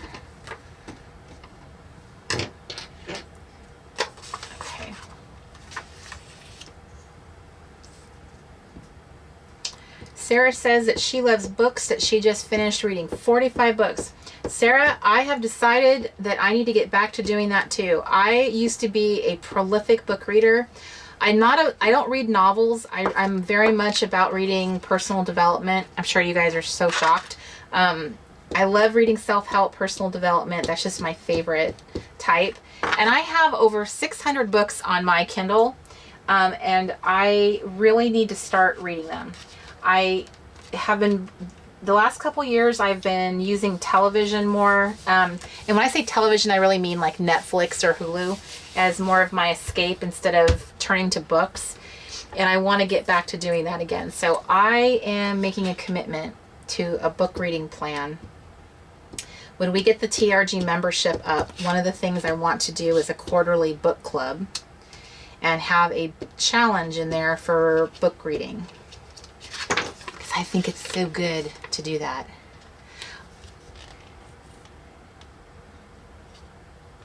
Edward says, thanks for bringing back the honeys. Edward, we are about to launch a new collection of honeys on the 1st, and they are going to be awesome. There's going to be multiple sheets in the pack. There's full-size honeys that are kind of like, they're really tall. So there'll be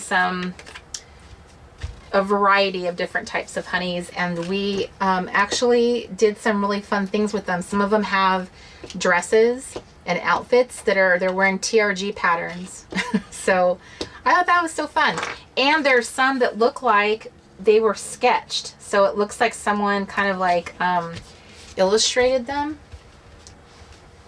And if I have my, here, I can even show you guys an example. I'm pulling out my Bible for a second here. See what you did, Edward? You did. I'm so like, I have to show you guys. I forgot to mention that we are coming out with the new collection of honeys. I took them away from the store for a little while, and then you guys all said, where are the honeys? The little planner honeys. That's what I named them. I actually have to look this up because I cannot remember what part of... I used to know my Bible so well, and now my memory is so bad I cannot remember where things are. Okay. I'm going through all this because I wanted to show you that we have this new collection of honeys, and they look like they're clear, and they look like that someone drew them in your, on the page. Aren't they cool?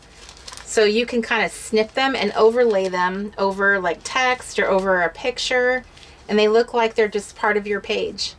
So I was going to write here on this page, so I laid one down to kick it off. So that is what there's going to be 2 sheets of those girls and several sheets of other types. So there's a whole bunch of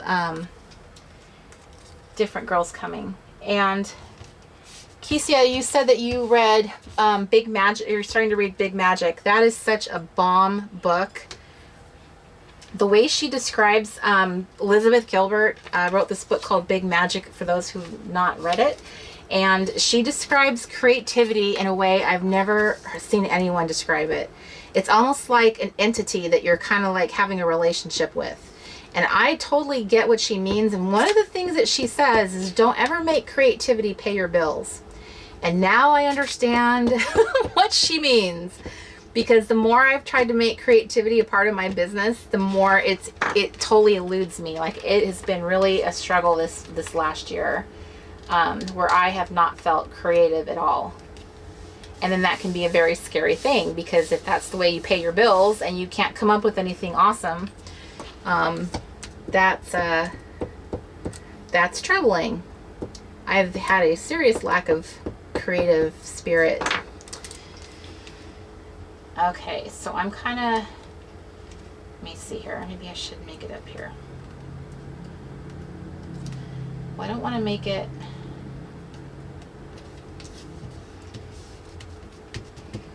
Okay, so like right here between these 2 pictures, I have this line right here. I might put like a piece of washi or something here and one there, just to kind of, I don't know, because that kind of bugs me that they're like up against each other. But you'll see what happens when I start laying it all down. Okay, so this is a...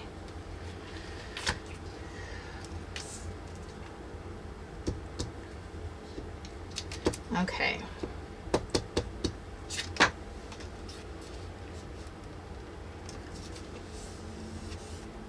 I'm kind of sitting at an angle to this, so I'm probably taping, like gluing it down like wonky, and it's probably not straight.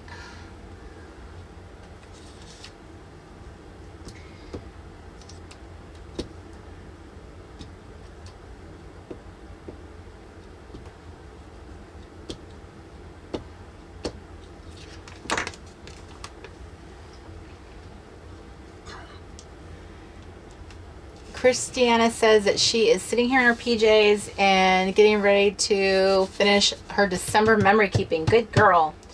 So I know you guys, I shared some pictures on social media with like all the stuff I bought for my December daily, and I went out taking all kinds of pictures, and then I don't know what happened. Mid-December came and I found out that my mom wouldn't be coming out to be with us, and I got so depressed that we were going to be all alone that I sort of feel like I kind of gave up on Christmas. I was just like, I don't care. This is like the worst Christmas ever. So I was kind of like, I don't know. I just sort of, it lost the magic, I guess, for me. But I took all these great pictures and we went and did fun things. So it wasn't that we didn't do anything worth documenting, because I did. It's just now I'm like, well, maybe I'll sit down and do it.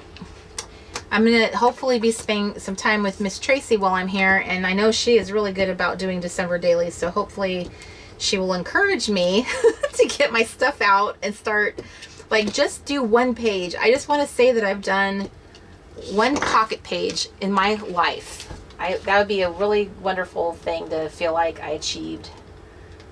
Okay. If you guys have your own little boards that you guys are working on, I don't know if some of you are working on them and some are not.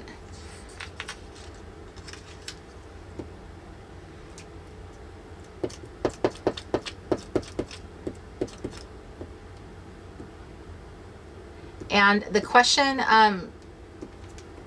tutorial, I hope I'm saying your name right, honey.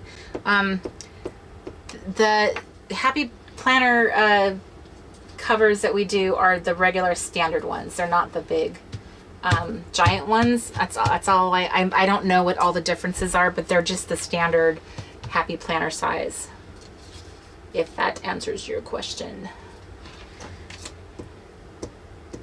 And I believe that they're that's actually going to be a new insert size too that I do. I don't know if I mentioned it earlier, but I'm actually working on a new planner that's going to be printable, and that's how I'm spending some of my creative energy right now, is I've been planning a planner. I've been working on a planner for you guys that's going to kind of be in line with the Reset Your Goals workshop, and it has been so fun coming up with it, because I specifically want it to be different than what everyone else is doing. I do not want to make another planner that's like everyone else's. So I wanted to make something that's like how I wanted to incorporate what I talk about in the Reset community, which is self-care and creativity.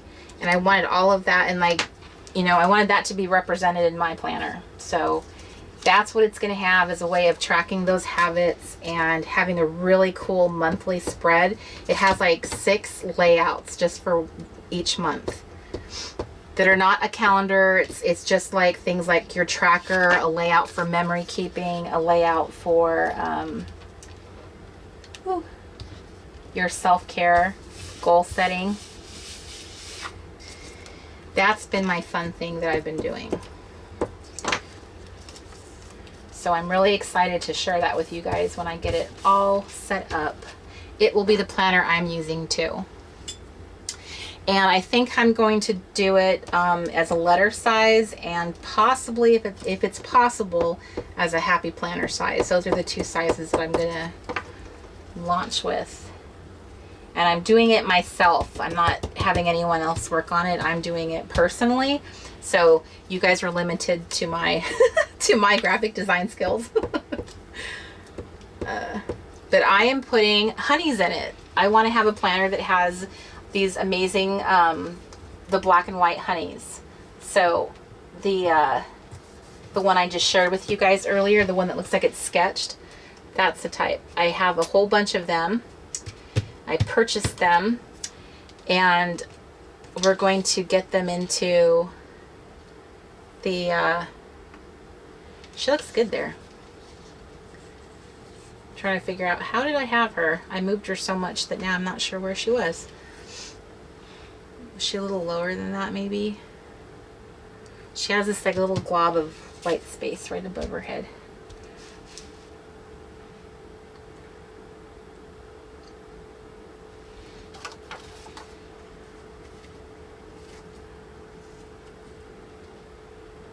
That could possibly fit in that space. Let me try it. I was gonna make this more of like a journal card, but I think now I'm going to see if I can get it to fit that space. I know a lot of you guys are very attached to your Happy Planner. That's kind of like, I think, kind of the most popular planner in the planner community, and I know the Erin Condren girls are probably horrified that I say that, but I think in terms of just the sheer volume of numbers of Happy Planners that are sold, I kind of feel like I don't know, I feel like they're kind of taking things by storm, but they're the ones that you can actually customize. I can't really build inserts for an Erin Condren planner, obviously. They're manufactured that way. So at least with the Happy Planner, you guys could print some of the inserts that you like, and then, you know, and you could try using them in it, incorporate it with the other things in the planner if you want to try it that way. But I am very excited. I haven't been this excited in a while about something I've been working on, but I wanted to make a really bomb planner. So if you guys want to feel better about things, I don't even have a planner set up for 2018. I'm building a planner for 2018, and I will be happy to offer that to you guys if you want to join me, and we can all be twinsies together and have the same planner. But I'm not stressing out about it, and I hope you guys don't. I don't want people to feel like they're breaking some kind of rule because they don't have. Oh wait, I want her skirt to be on top of the picture. Layering can be tricky. You gotta keep in mind which pieces are getting layered on top of what.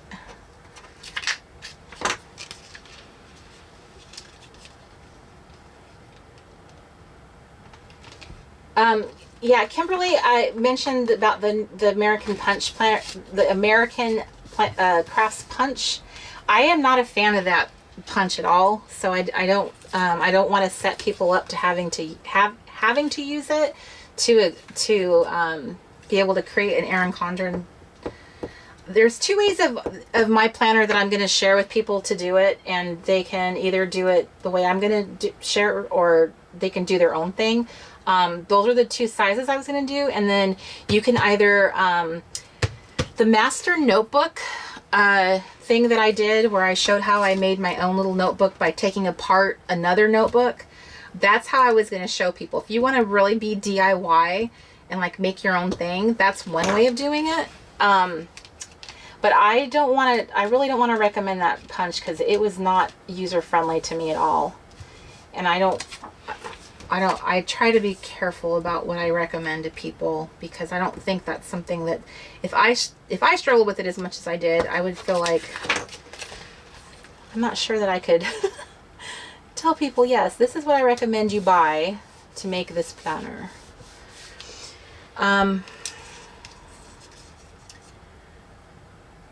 One thing I did bring in this RV was I brought my cinch punch. So that's what I'm kind of like married to.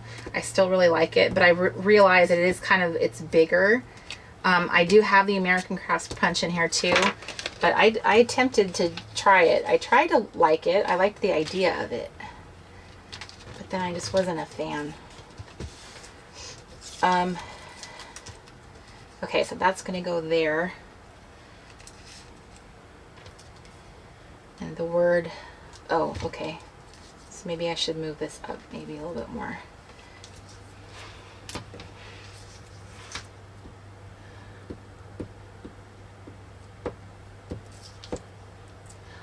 Miss Tracy, yes, it is going to be a disc bound. I am a huge fan of the disc bound style planner, and I can't believe I'm saying that because that used to be my least favorite.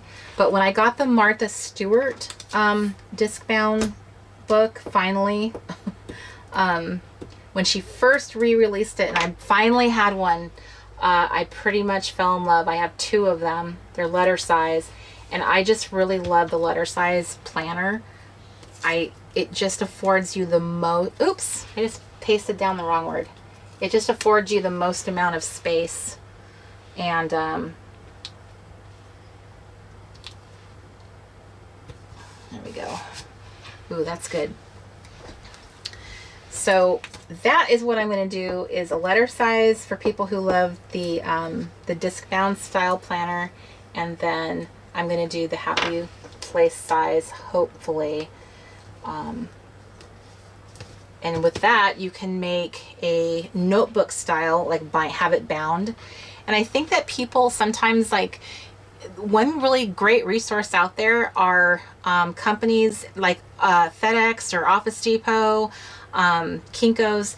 There are other companies out there that will do binding for you and printing that are cheaper even. But this will be a black and white planner so that your costs are down. I don't want, that's why I was so excited to find these sketchy black and white type honeys, because then they wouldn't have to be color, and you wouldn't, it wouldn't cost you an arm and a leg to get your planner done. But I'm going to get all the kinks worked out, so that way when you guys are offered it, I'll have a plan to tell you, this is what I recommend you do.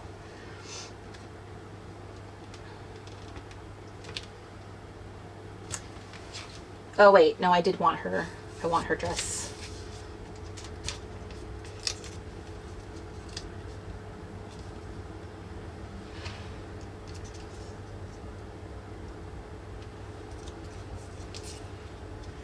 When you think about it, that's what being a speaker is. It's really being a good storyteller. I don't know that I'm a good storyteller yet, but I can't even believe I'm saying it. When I'm a speaker, when I do that thing, isn't that crazy? I am such a huge introvert. Like, the thought of having to do that just like literally makes me sick. Like, are you seriously saying that you're going to get up on a stage and that's what you want to do? But I've already done it a few times, and I feel like, you know what? It meant so much to me that people were inspired or felt connected to me somehow, that why should I be afraid of that? Like, this is a gift. It is a gift to get to do that. So I'm just going to go ahead and I'm just going to be brave and do something super scary. One of the stories that I have shared when I've gotten up and talked about things in front of people is I tell a story about when on my 37th birthday, I decided that I was going to do something I was terrified of doing, because then it would become this, a milestone. It would become something that I would be able to have something to compare to. So I decided that I would jump out of an airplane for my birthday, because this is why I rationalized it to myself. Because I said, Corey, if you ever have to do anything scary in life, you'll always be able to say you've done the scariest thing that you can imagine. So this can't be that scary. So that's why I jumped out of a plane, was just to be able to have something to hold up to myself as an example of, you've already done the scariest thing, something that could have killed you. I mean, in theory, getting up in front of people isn't going to possibly kill me. It's just, it could be embarrassing, but that's about it. So the payoff for doing it has been so great that now I'm thinking, you know what? It may not be the most horrible thing in the world. And God, in His grace, has been very kind to me. He has always shown up. He has never let me down. He has always, I feel like He's given me words to speak that sometimes I even forget what I've said when I walk off, or away from the microphone or something, because I will sit there and think to myself, You know, I can't even come up with like those brilliant things I may have said because it feels like it's not even me saying it, if that makes sense. That's why I feel so confident now about going ahead and saying, I'm just going to do this. I'm going to put myself out there.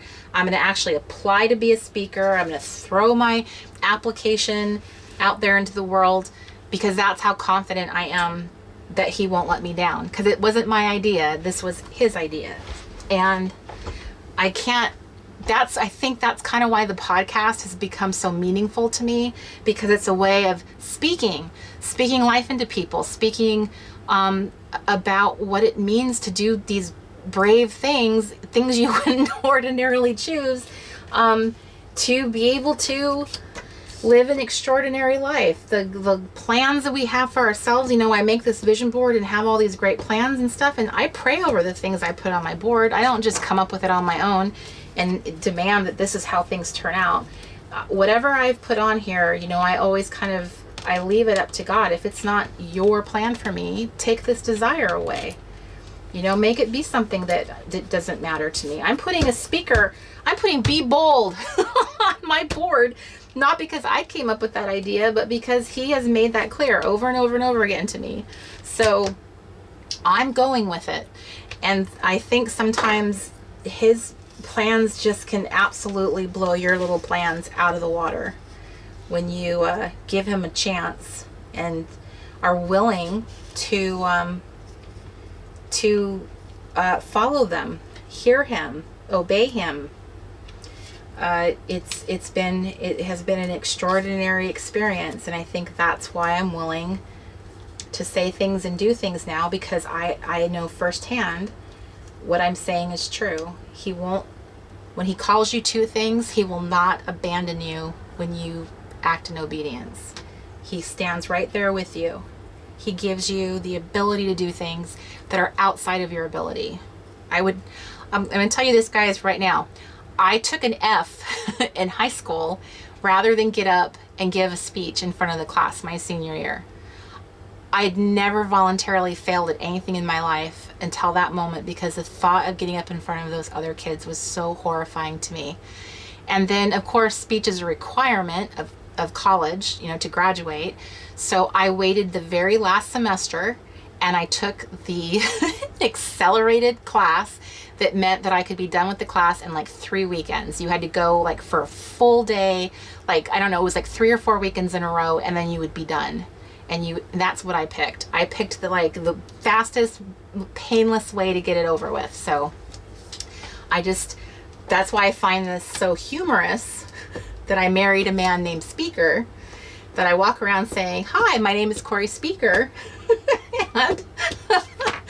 And it is now actually on my vision board as a goal for myself. And I'm laughing about it. So there you go. I would not have envisioned myself ever doing that, but here we are. Okay. So I have Jesus. This is actually kind of funny. It's a bit appropriate in a way that he's right under my fitness, my food, because, you know, being the bread of life, he is right there. He is my first. So that's how I really want to like try to really ingrain that in my brain this year, is him being first, which is why the First Love Club got its name. For all of us that want to desire that, and you can be, you know, not successful at it for sure. That's going to be the case a lot of the times, but it's certainly something that you can aspire to and want and try. So look, this is not a fast process, but it is coming together. I will say that. And I think I just kind of made a mistake with this one picture. I think I put it too low down. This glue gives you enough time to, like, I think, and that might be true of most glue sticks, gives you enough time to adjust or shift. How many of you are working on your vision board right now? I'm curious if you guys are just working on other things, or making yours? Are you still in the gathering of pictures? Did you have some pictures in advance when I first announced it? Now you're sort of working on it. Just taking a little poll.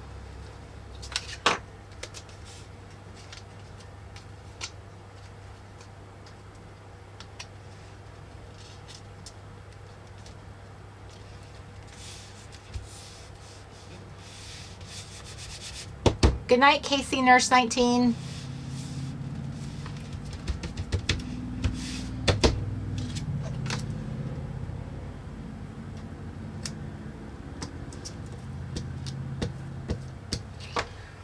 Okay, got my daily Bible.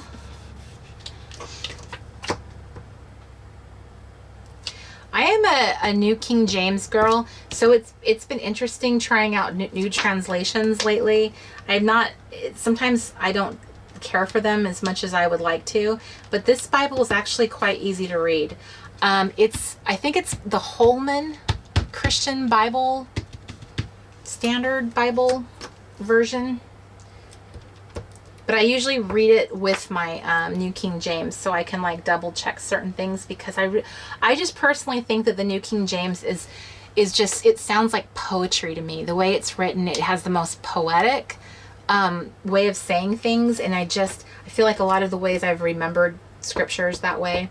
But I have a faith-based product that's going to be coming out this year that is going to hopefully make scripture something that we can remember better and really kind of ingrain ourselves, because that's something I missed out on. I didn't grow up in a Christian household or have things like that around me, so it's been interesting learning how to learning ways of making that part of my life. And there's something that I came upon recently that I am so inspired by that I wanted to share that with you guys. So for those of you who are interested, that will become part of something, one of the offerings that I have. So God time is that special time of the morning. And you know, Shawnee Hendricks just said, I love that you were such a doer. You know what's really funny, Shawnee, is that last year on my vision board, I actually put the words "be a doer" because I am so not a doer. I am much, much more of a planner. I love planning all day long, but when it comes to like executing on my plans, I definitely struggle. So, but this is something I enjoy so much. This reminds me of doing stuff that how many of us cut up magazines and stuff when we were in junior high? That was just stuff that we really loved, right? So I love vision boards. I just think they're so fun. I love seeing all my, it's like seeing your visual plans for the year. This is what if this all came true, dude, my life would be amazing. So like that's something I really want to think about. And I did it again. I glued the wrong word down. Yikes. And this one's really glued down. See, that's what happens when you're talking and gluing at the same time. No bueno. Okay. Experiment should have been on this one, because I want to do more of that this year. I want to take a lot of the creative workshops that I've paid for and actually do them, so that I've paid for like art journaling and all kinds of stuff, and I actually want to do them. I feel like there was something here earlier and now I've taken it away. Am I just imagining things? Okay, but I definitely have a hole there.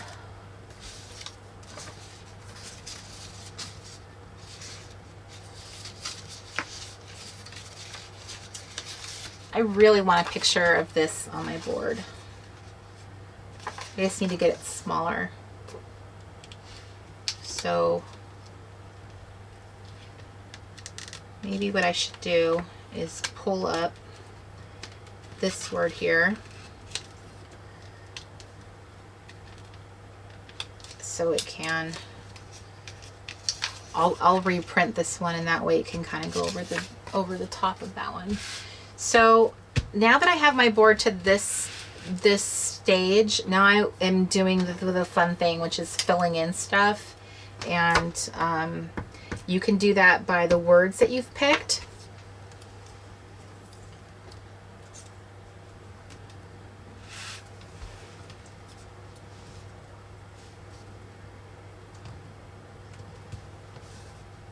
Oh wait, I just realized that I had it right there, and that makes it feel a little too close.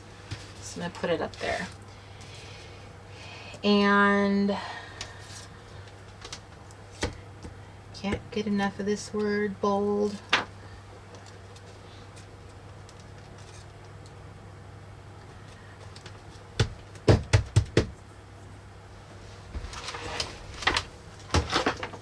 Uh-oh.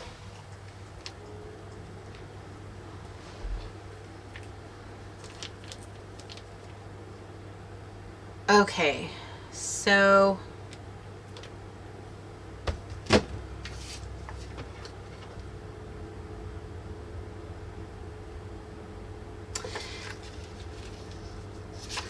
okay, I just saw your Miss Violet. The problem with cutting off the reflection means that I won't see as much of the lake, but let me see if I cut part of it off, if I can noodle it in there. My laptop is in the other room. I could probably get in there. Alright, so maybe I cut some of the woods away. This house is truly the house of an introvert. It's tiny, small, it looks completely like away from civilization. Okay. Okay, I'll definitely have this. It's interrupting my little lion. Okay. That'll work.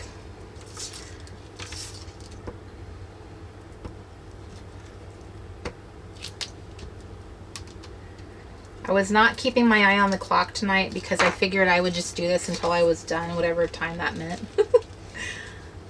So it could be a 2 hour or 1 hour. I don't even know what time it is right now. I don't even have a clock or anything. Okay. Ooh, see that, you guys? I went through a whole glue stick tonight. Okay. It's been 2 hours and 20 minutes. Oh, wow. It's already been 2 hours and 20 minutes. This girl knows how to talk. Okay. And a lot of that time was listening to, thank you, Miss Candy and Violet. A lot of that was you guys dealing with all of the tech issues too. So it hasn't even been like a full... Okay, so now I'm bringing out the washi. So putting little pieces of washi down to give like extra little pops of color and pattern, which is something I really enjoy. I like having kind of a crafty looking vision board.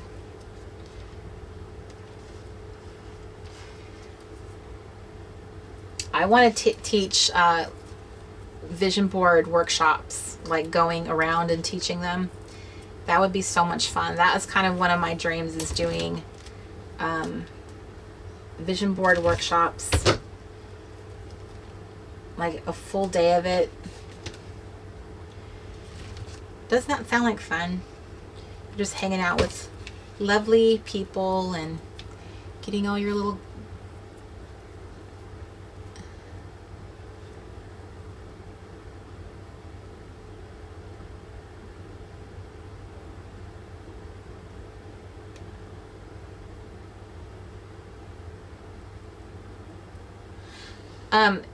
if you guys, someone just mentioned, I missed the name, but good night, Lisa V, that there is a, having a she shed, which is very much like a teeny tiny little house.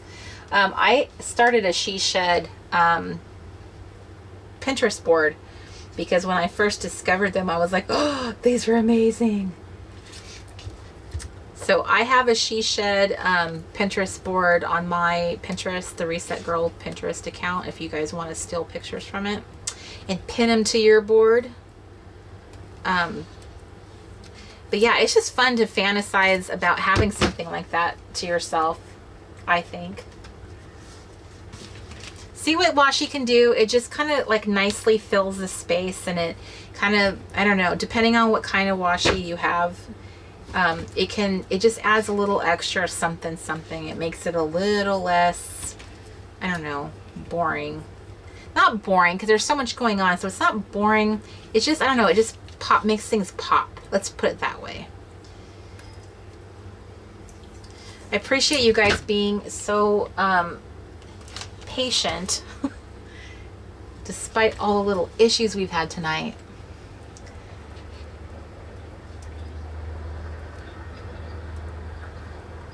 Okay.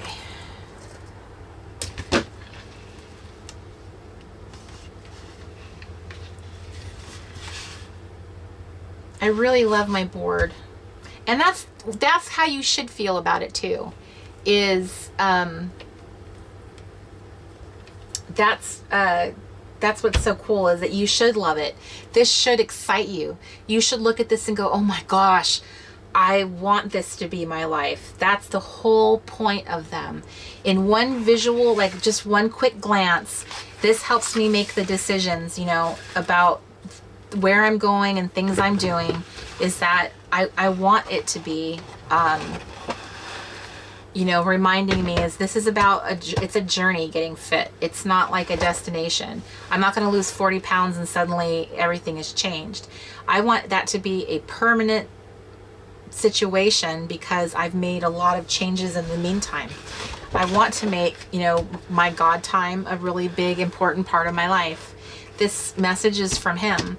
So it's right in front and center. It's like, this is the whole thing about 2018 is about being bold. And that might mean doing things I've never done or making decisions that are scary. But that's what I guess I'm gearing up to do, is doing things that are scary, because bold people do things that are scary. And I have kept, well, the first board that I had made when Mr. Crafty and I first got married, I don't know, we don't know what happened to that one. I think it got lost or thrown away in a move. But the one that I have from last year is in my, it's in my storage. I refuse to get rid of them. From here on out, I am holding on to them.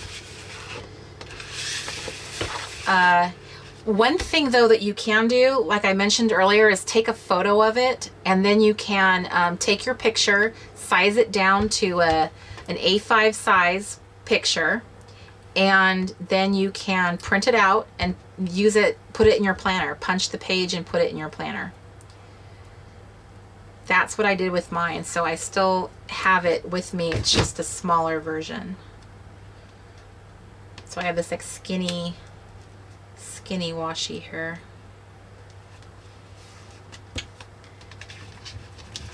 So this could be like fun, just, ooh, where's my stickers? This is fun, just the embellishing part is just the adding on and the little arrows and the fun things, like, you know, I'm going to add a little pop of color. She had to learn to be bold. Okay, I want to make my arrow the other direction.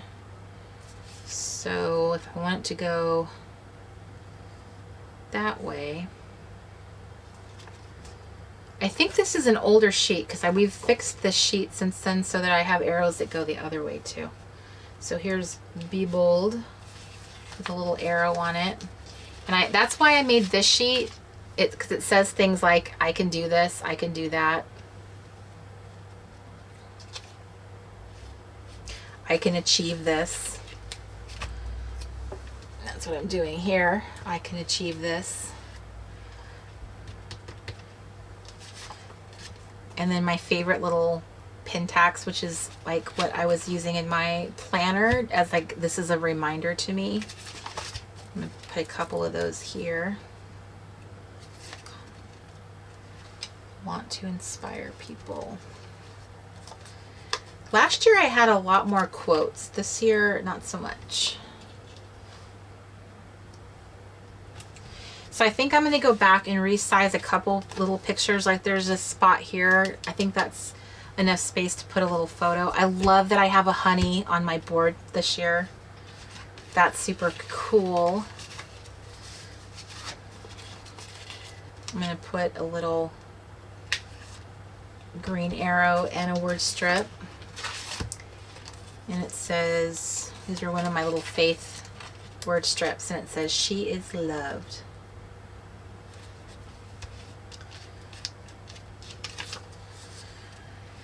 And this girl down here, dude, she is fierce, bold. I'm going to give her a little red arrow.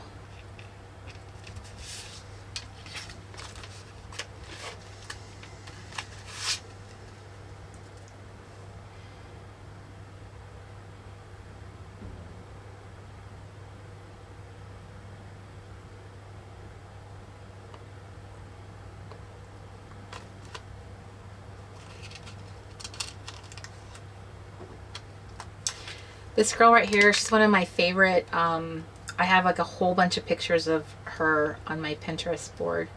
She's a fashion blogger. I love her style. There's just women I like looking at, like just love their style, but you think, you know, I could never pull that off. But I'm thinking to myself now, like, why is that? Why do I think that? You know, I could totally pull it off. It's just putting on clothes. I can do that. So here's my fun little layering circles that I love, love, love. I think I'll use that to help kind of fill in this space right here with a one right here.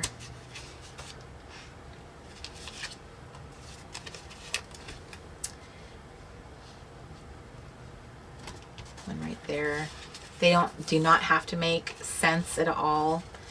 They can just be there because they're there. She's fun. She totally needs lots of fun, bright, happy things around her, I think. Okay, let's see what else I have in here. I have little ampersands. I have little clear whimsy arrows. I have washi bits. This is a bunch of like little sticker sheets that I had, and I just taped them together. Or stapled them together, I think. So I'm putting a...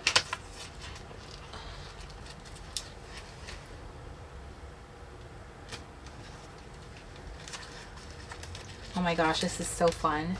I love using the ampersands, and the layering circles are some of my favorite stickers. These are from the Adored collection, when it was just like a sticker. I can't tell you how many of these little sheets I come across all the time. See, this is the pattern from her dress, is the same pattern from Adored. Isn't that so cool?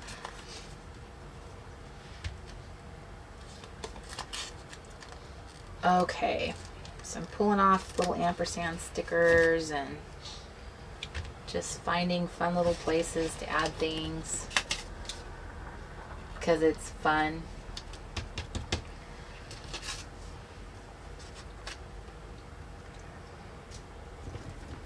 So you guys are getting the gist. I'm gonna hang this up somewhere in my house.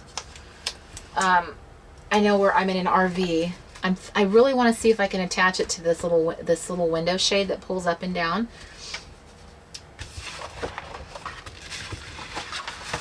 I don't know though. It might not do it because of the glue. Maybe I'll just attach it to it when it's pulled down at night so I can look at it from my bed. That would be just as good too, right? I don't know. I'm having a really good time with the stickers. Aren't stickers just so fun? Oh my gosh. I feel like I'm like 10 years old again when I'm playing with stickers. They're just so fun. I'm just going to put them all over my little board. They're so delicate and small that like you can't even really tell that they're there too. So they're not even obnoxious or getting in the way. Ooh. Okay.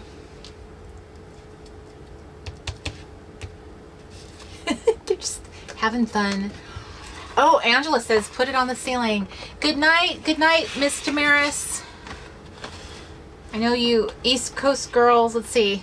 I'm not technically on the East Coast. I don't know if you guys knew this, but Middle Tennessee is one time zone, and Eastern Tennessee is another. So I am technically in the Central time zone this time, but I kept it Eastern because I felt like that's kind of the sweet spot for this group I have found.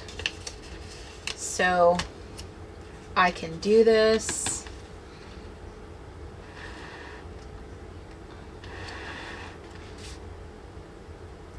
All right, so I'm gonna let you come down, even though I can't really see it. Let me see. There we go. So I just want to show you the sticker, the use of my stickers. So I added this little sticker here that says I can do this, and this one says so adored, and it's my little, so you can see now she is loved. And I've got my little stickers just kind of dotting the area. I don't know, to me it just makes it feel more joyful, I guess. I'm gonna keep adding washi. Sometimes pictures you pick, like I notice with health pictures, a lot of times when you look for them, they tend to be really dark. Like the backgrounds and stuff that they use are really dark. Whereas pictures that are talking about creativity tend to have light backgrounds and stuff. It's just kind of interesting. So those are things like I think about when I'm picking my photos, is I don't want to have a really dark board. I want to have, you know, some lightness to it and fun, be playful. So I'm going in and out.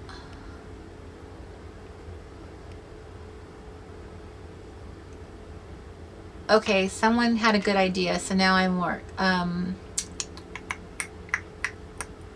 Celia Use the handheld cam too if you want. Celia Perkins had really good some good advice, but I can't see what the good advice is.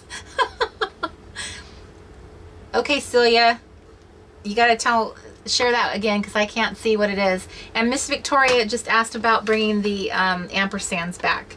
And Mr. Crafty, did you note that we had a request for the ampersands back? We could do an ampersands bundle. Okay, what do you guys think? I feel like there's still room for improvement, and there's always room for improvement with washi. Put your board under a sheet of glass or plexi on your desk. Aha, that's what you were saying. You know what? If I had thought of that first, I totally would have made the board differently. Because that's actually a really great idea. I might have to redo my board now. All right. So where there's pictures that have like the seams are butting up against each other, I tend to like the idea of putting a piece of washi there. So, and that's me. That's something I enjoy doing. I just think it looks more fun. I don't have too many pictures though that like are butted right up against each other like that. I left a little bit of space in between. So I was kind of worried about this because it's been so long since I've done one of these. I was kind of worried that I would not know how to do it, or I would not be able to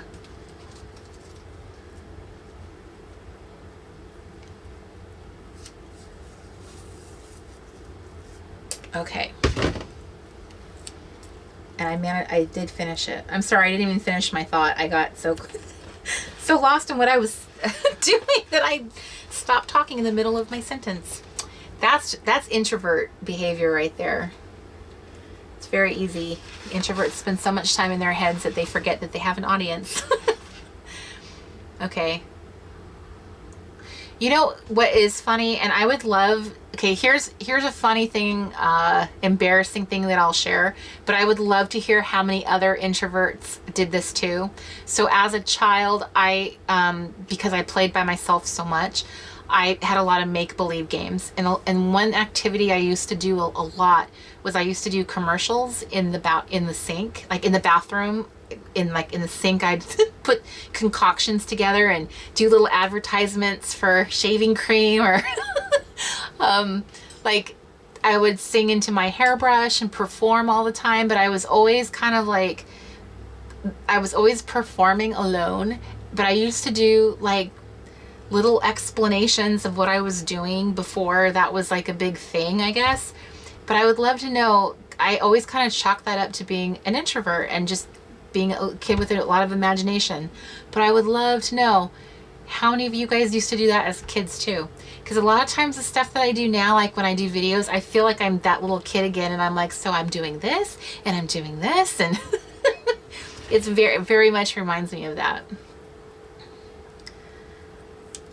So some of you guys are mentioning about what you would do with your board afterwards. This poster board that I bought here, it's like really super thin. I think this one came from Dollar General. I was so shocked that Dollar General had poster board, but they did. We were looking for foam core poster board. So it's pretty thin. So you could totally frame this. You could get like a one of those poster frames that are often on sale at like Michael's, or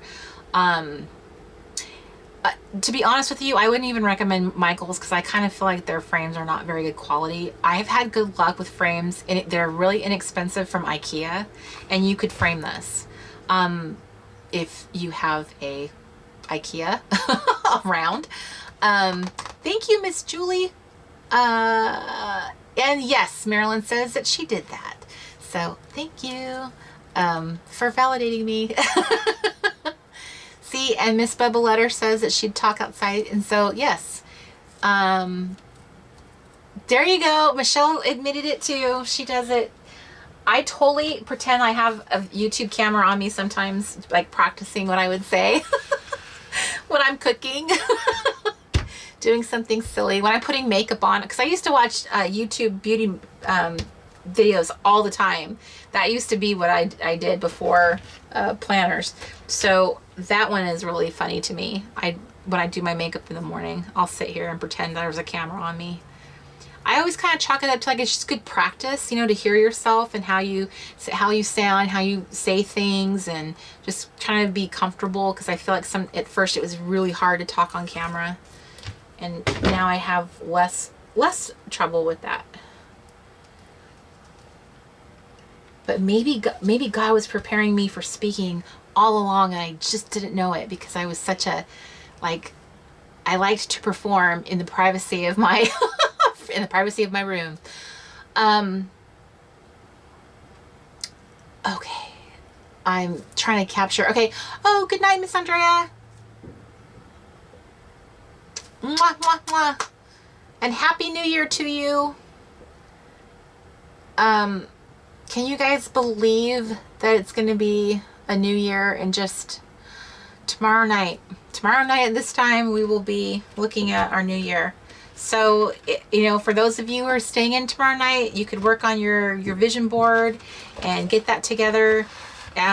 You know, I'm super happy that I have one now to kind of focus on. I'm going to take a picture, and then I'm going to print all these pictures I did tonight. I'm going to print these all out again, but smaller, and then I'm going to put them in my notebook. So, and then I'm going to make like a whole section for each of these categories. So one for about having like simple living, one for about having my journey to fitness, being bold, having a whole section for having like confidence and what I will feel like or look like in my new world. And that kind of stuff is when I'm having a hard day, when I'm, struggling making decisions in my business or life. That's kind of the thing that I always kind of draws me back. This is what I was trying to build. This is the life that I'm trying to head towards. So it kind of becomes, kind of accountability, if you will. So that's kind of the fun thing about using digital images, is that you can reproduce them in different sizes and stuff. And if there's things that you love about your board, you can recreate that in a smaller little format in your little pages and stuff as well. So it is really hard. In 8 hours, East Coast Australia, it will be the new year. Wow. That is,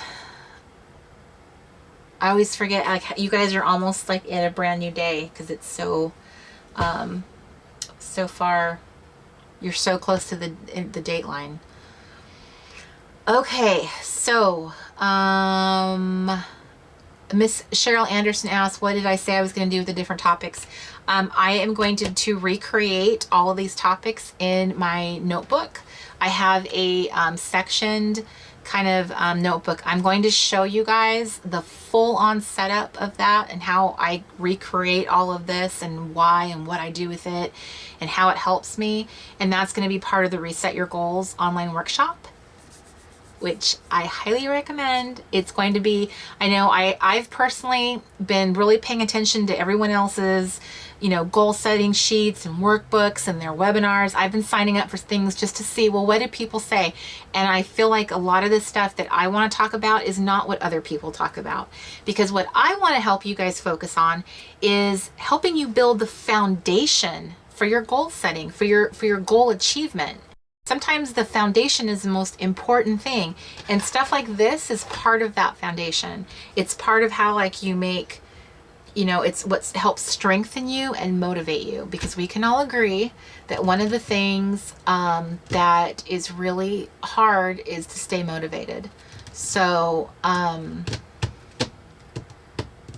I am going to be working on that and show you guys in my workshop, because it's more than just, you know, recreating it. There's stuff that I like to do with it, and I'm going to be making a workbook for you guys that will have prompts and will help you month over month continue to make this be something that you are walking and living and achieving, and that you continue to build upon it. So and help keep that mindful for you, and make you little tools that you can keep and take to work or with you into your life, so that will also help keep you focused. So Miss Tracy, you and your little, she just shared a little story about singing in to the vacuum as a child, but you are a huge extrovert, so that would make a little sense. Okay, so Miss Kelly, you are asking about the brush lettering font. I am going to guess, I'm guessing, but I bought a font, and I want to say it was called Hello Sunshine, and it was a family of fonts. So there was like hand printing, and then this lettering. So I believe this font is part of that. It's called Hello Sunshine. So if you look that up, and I want to say it would have come from it probably came from Creative Market, but I'm sure if you were to type in Hello Sunshine font into Google, it would probably take you wherever it lives. So that is where I'm fairly sure, but I'm guessing. So Sapphire Fairy, I had a WKRP in Cincinnati DJ set when I was 6 years old. Oh my gosh, that's hilarious. Me and Tracy have been talking about, we were talking about how much we love Yacht Rock. Yacht Rock is an actual station that you can listen to on, is it Sirius? And when the WKRP song came on, we were driving down the highway, I actually could remember words to that song. We were actually singing along. That was just really funny how many songs like just come up from your childhood, and you can sing them without even realizing you know them, because they were so ingrained into like the background, the soundtrack of your life. So Miss Celia says that she is so excited for my Reset Your Goals workshop. Yay! That's what I want to hear. I am working really hard to bring something new to you guys, something that you guys don't hear. Something that's fresh, something that comes from me. And because that's so important to me, I really hope that you guys will be interested and want to sign up, because it's definitely geared towards knowing how hard it is, to stay motivated. And we're going to be building a foundation and creating all kinds of tools that you can use for more longevity to help keep you there. because, everyone handles goal setting differently. Goal setting and goal achieving, they're different. And there's things about the process of it that some people don't even think about or haven't learned properly. And sometimes if you don't have enough wins under your belt, if you haven't like set enough goals in your life that you actually achieved, there's probably something that you could learn about the whole, act of picking the right goals. I want to help you guys get some wins on the board. I want to help you break down things so that you can get some fast action goals, like easy things to say, hey, I achieved that. So that's my goal, is to help. That's really how you stay motivated for a lot of things. When you think about if you've ever lost weight before, when you start seeing progress, that's where the motivation comes in. It's like, I'm seeing progress. Progress is a very powerful thing. So that's what I want to kind of help do, is demystify and kind of help create that framework and the foundation to keep that going. So good night, Miss Amy. I'm sorry to saw that now. And thank you, Miss Victoria. And I'm glad that you guys are excited about that, because that's the kind of stuff that I am really motivated to bring to the Reset community, is more of that. I love personal development, self-improvement, all of that stuff. And to me, that can come in small ways. It doesn't mean that you're working on changing who you are. It means essentially just being the best version of yourself that you can be. And it can come in small ways, like the act of just adding self-care into your life, becoming a better planner. How many of us would love to be a better planner girl? I fail at planning in a million different ways, but over time I've kind of realized, well, why? Why do I fail at planning? There's certain things that I need to kind of get into place in order to make that part of a habit. So habits and routines are, like the little building blocks of planning. So those are all fabulous little things that I, want to talk about in the community, and kind of reminding us and being more than just, I don't want to be another source of like, buy your stickers there. The Reset Girl, is really, my mission is to really want to, help you and come alongside of you to help you reset your life. So this has been super fun. I actually got it done. We have not had any tech issues for the last hour. That's been nice. And so yes, and I will say that looking through magazines late at night or looking through Pinterest late at night, yes, you can end up seeing a lot of delicious photos. A lot of pictures that are yummy. So let me go ahead, and before I sign off, I'm going to change my camera angle so that I can be looking at you. See you guys in your little eyeballs. I can't get the... There we go. Okay. Yay, there I am. Yes. Oh, okay. Thank you. Well, thank you guys. Thank you for spending your evening with me. I appreciate you being here. I'm glad that you decided to stay, and so many of you stayed till the end. I'm sure I had a lot more people in the beginning, and they're like, tech issues, I'm out. So, but that's fine. So anyway, I just want you guys to know that I have big plans, coming up, and I know not all of you are going to love some of the things that we're going to end up doing with the Reset Girl and the shop and everything. But I just want you to know from my heart that the changes I make have to make the most sense for us in this new life that we're in. Things have dramatically changed from where we were at when we had employees and we had like a big space, and things have changed. And the truth is I've really had a lot of heart-to-hearts with myself, and I really want to do the thing I've been called to do. And that might mean that we offer less fun stuff, but then what stuff, but what I offer you is completely different. It's like workbooks and ebooks and camp reset experiences and a membership where you are like getting materials and content every single month to help you, to inspire you, to keep you motivated, to give you things to play with. You know, I want to give you stuff that's creative too. So that's kind of like, I just want to forewarn you the thing that's really in my heart that I'm really beginning to see bigger and bigger and bigger, that's really the direction I want to go, because that's really what I've wanted to do all along. And what we offer, you know, I was really surprised when I did the poll in the Happy Place Club, how many of you were like, I want to see more in the digital store. That was kind of eye-opening. I wouldn't have expected that. And a lot of you were really interested in online workshops. And so I really, you know, I took that feedback and I was just like, wow, note to self, you know, that's really good to know, because otherwise I'm just creating stuff that you guys don't even want.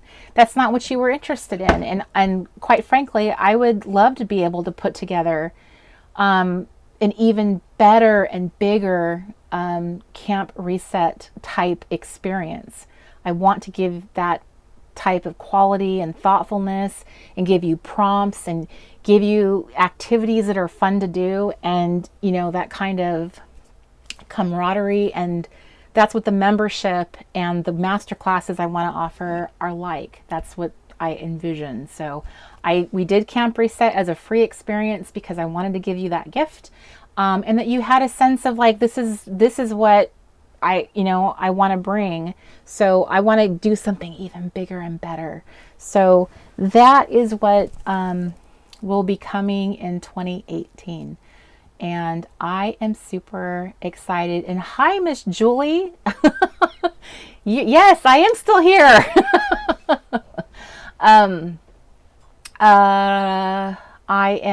Well, thank you, Miss Linda. I thank you. And I wish you guys a happy new year. And it's going to be a happy new year. I know a lot of us had kind of a crummy 2017. Some of us had a great 2017. So I always am very hopeful that starting off, we're all very hopeful that we're facing a great year and we're not going to have as many challenges or things that happen. But the tools that I want to give you guys are to help you through those the rough things, to help remind you, but I still have goals to achieve. I still have aspirations. I still want to, reset my life. And that's what I want to make a stronger and richer community for that, so that you really do feel supported and you really do feel like you're part of something that's helping you. Some of us, live more isolated lives. Some of us are in different stages of our lives where we don't have as much family support. Some of our kids are up and out. Some of us are facing being single freshly, or just had big life changes. I know a lot of my group is actually married, but I would like to, kind of broaden my message. I come from a place of singledom. I've spent the majority of my life as a single mother. So I'd love to be able to spread my message to single mothers, hey, there's support and fun and happiness here. So we're going to be looking for ways to really grow our community. So if you happen to know those type of women and you think that, you have people in your life that would be interested and need that kind of encouragement, I would highly recommend that you say, hey, join this fun community that I'm part of, because it's really going to be, a great new year for the Reset community altogether. So I love your little faces. I'm so touched that so many of you guys hung out to the end, and that you guys showed up and you were excited for the Late Night Crafty Club. And I just really, really, really appreciate how seeing all the same little faces, that I get to see in the Happy Place Club. It just you guys have no idea. So thank you so much for being here and being part of my life, letting me speak into your life, letting me, have an opportunity to encourage you. I appreciate that. So I will be, let's see, just trying to think and make sure that I have hit everything. I would really encourage you guys, if you have not taken the time to just hit theresetgirl.com and check out all of the resources that I have offered. Check out our new store that we have put in Word for the Year printables, that we have the Productive Girl kit, the Happy Place Club kit, well, actually it's called the Happy Girl Kit, the Faithful Girl Kit. Those are all things that were made for each of my communities so that you guys would be able to participate in the challenges. The podcast will be premiering on January 3rd, which is next Wednesday, or this Wednesday. And I will be sending out a big mass newsletter to kind of just give you a blow by blow of like, this is what I offer, this is what's happening, this is what's changing, and this is what's going to happen in 2018. So that you guys have a sense of like, I know what's going on. So that's going to go out to my entire email list of like 21,000 people.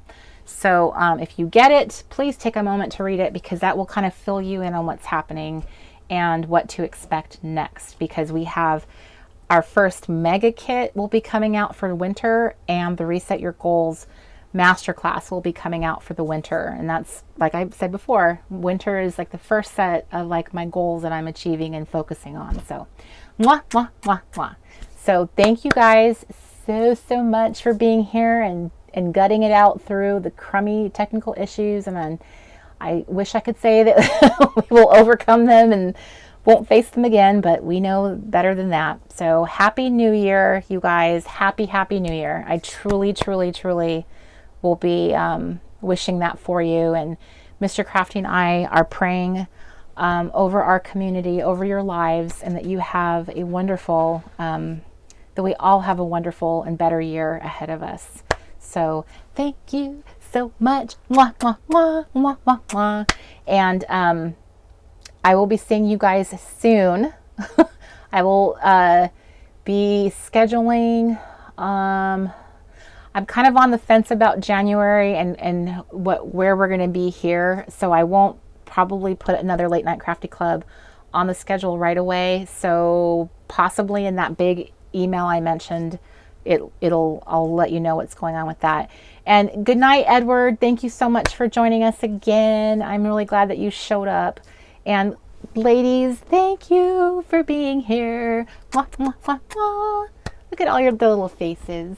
You got 3 minutes till your 3 hours. Are you going to wimp out now? Oh man, 3 hours. 3 hours. So I hope that you guys have had a good time. And Brenda and Angela, I think you're still there. Thank you for hanging out with me, because I know it's late where you are. And my international girls, thank you so much for getting up early or staying up late for me. I appreciate that so much.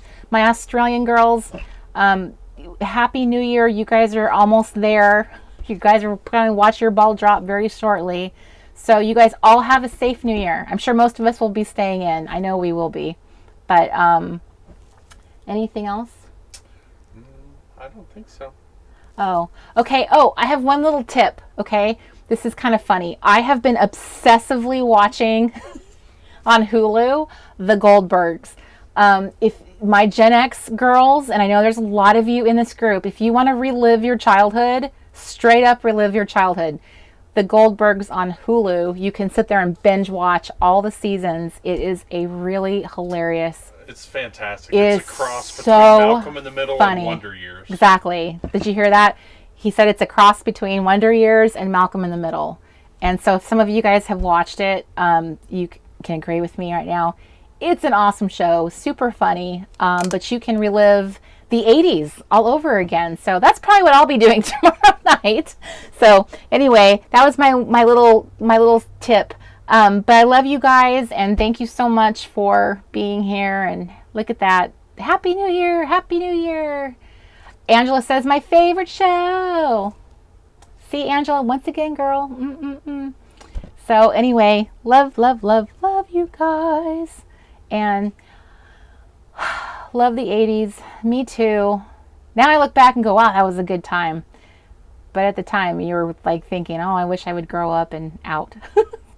Good night. See, look all of the thank you, Mr. Crafties, you're getting. I know. They're too kind. If they only knew. You guys are so sweet. If they only knew. You guys are awesome. So, Joanna says my family calls you my drug dealer. Well, there's worse things, I suppose, that I can be called. Well, to all of your families and all of your husbands out there, mwah, Thank you so much for letting me entertain you and taking up part of your life, and all the kids that watch along with you. You guys have a wonderful, happy New Year as well. Thank you, all the husbands and boyfriends. There we go. 11 o'clock. 3 hours. All right. You made Good night. 3 hours. It was a 3-hour show. Good night, girls. Love your faces. Mwah, mwah, mwah, mwah, mwah.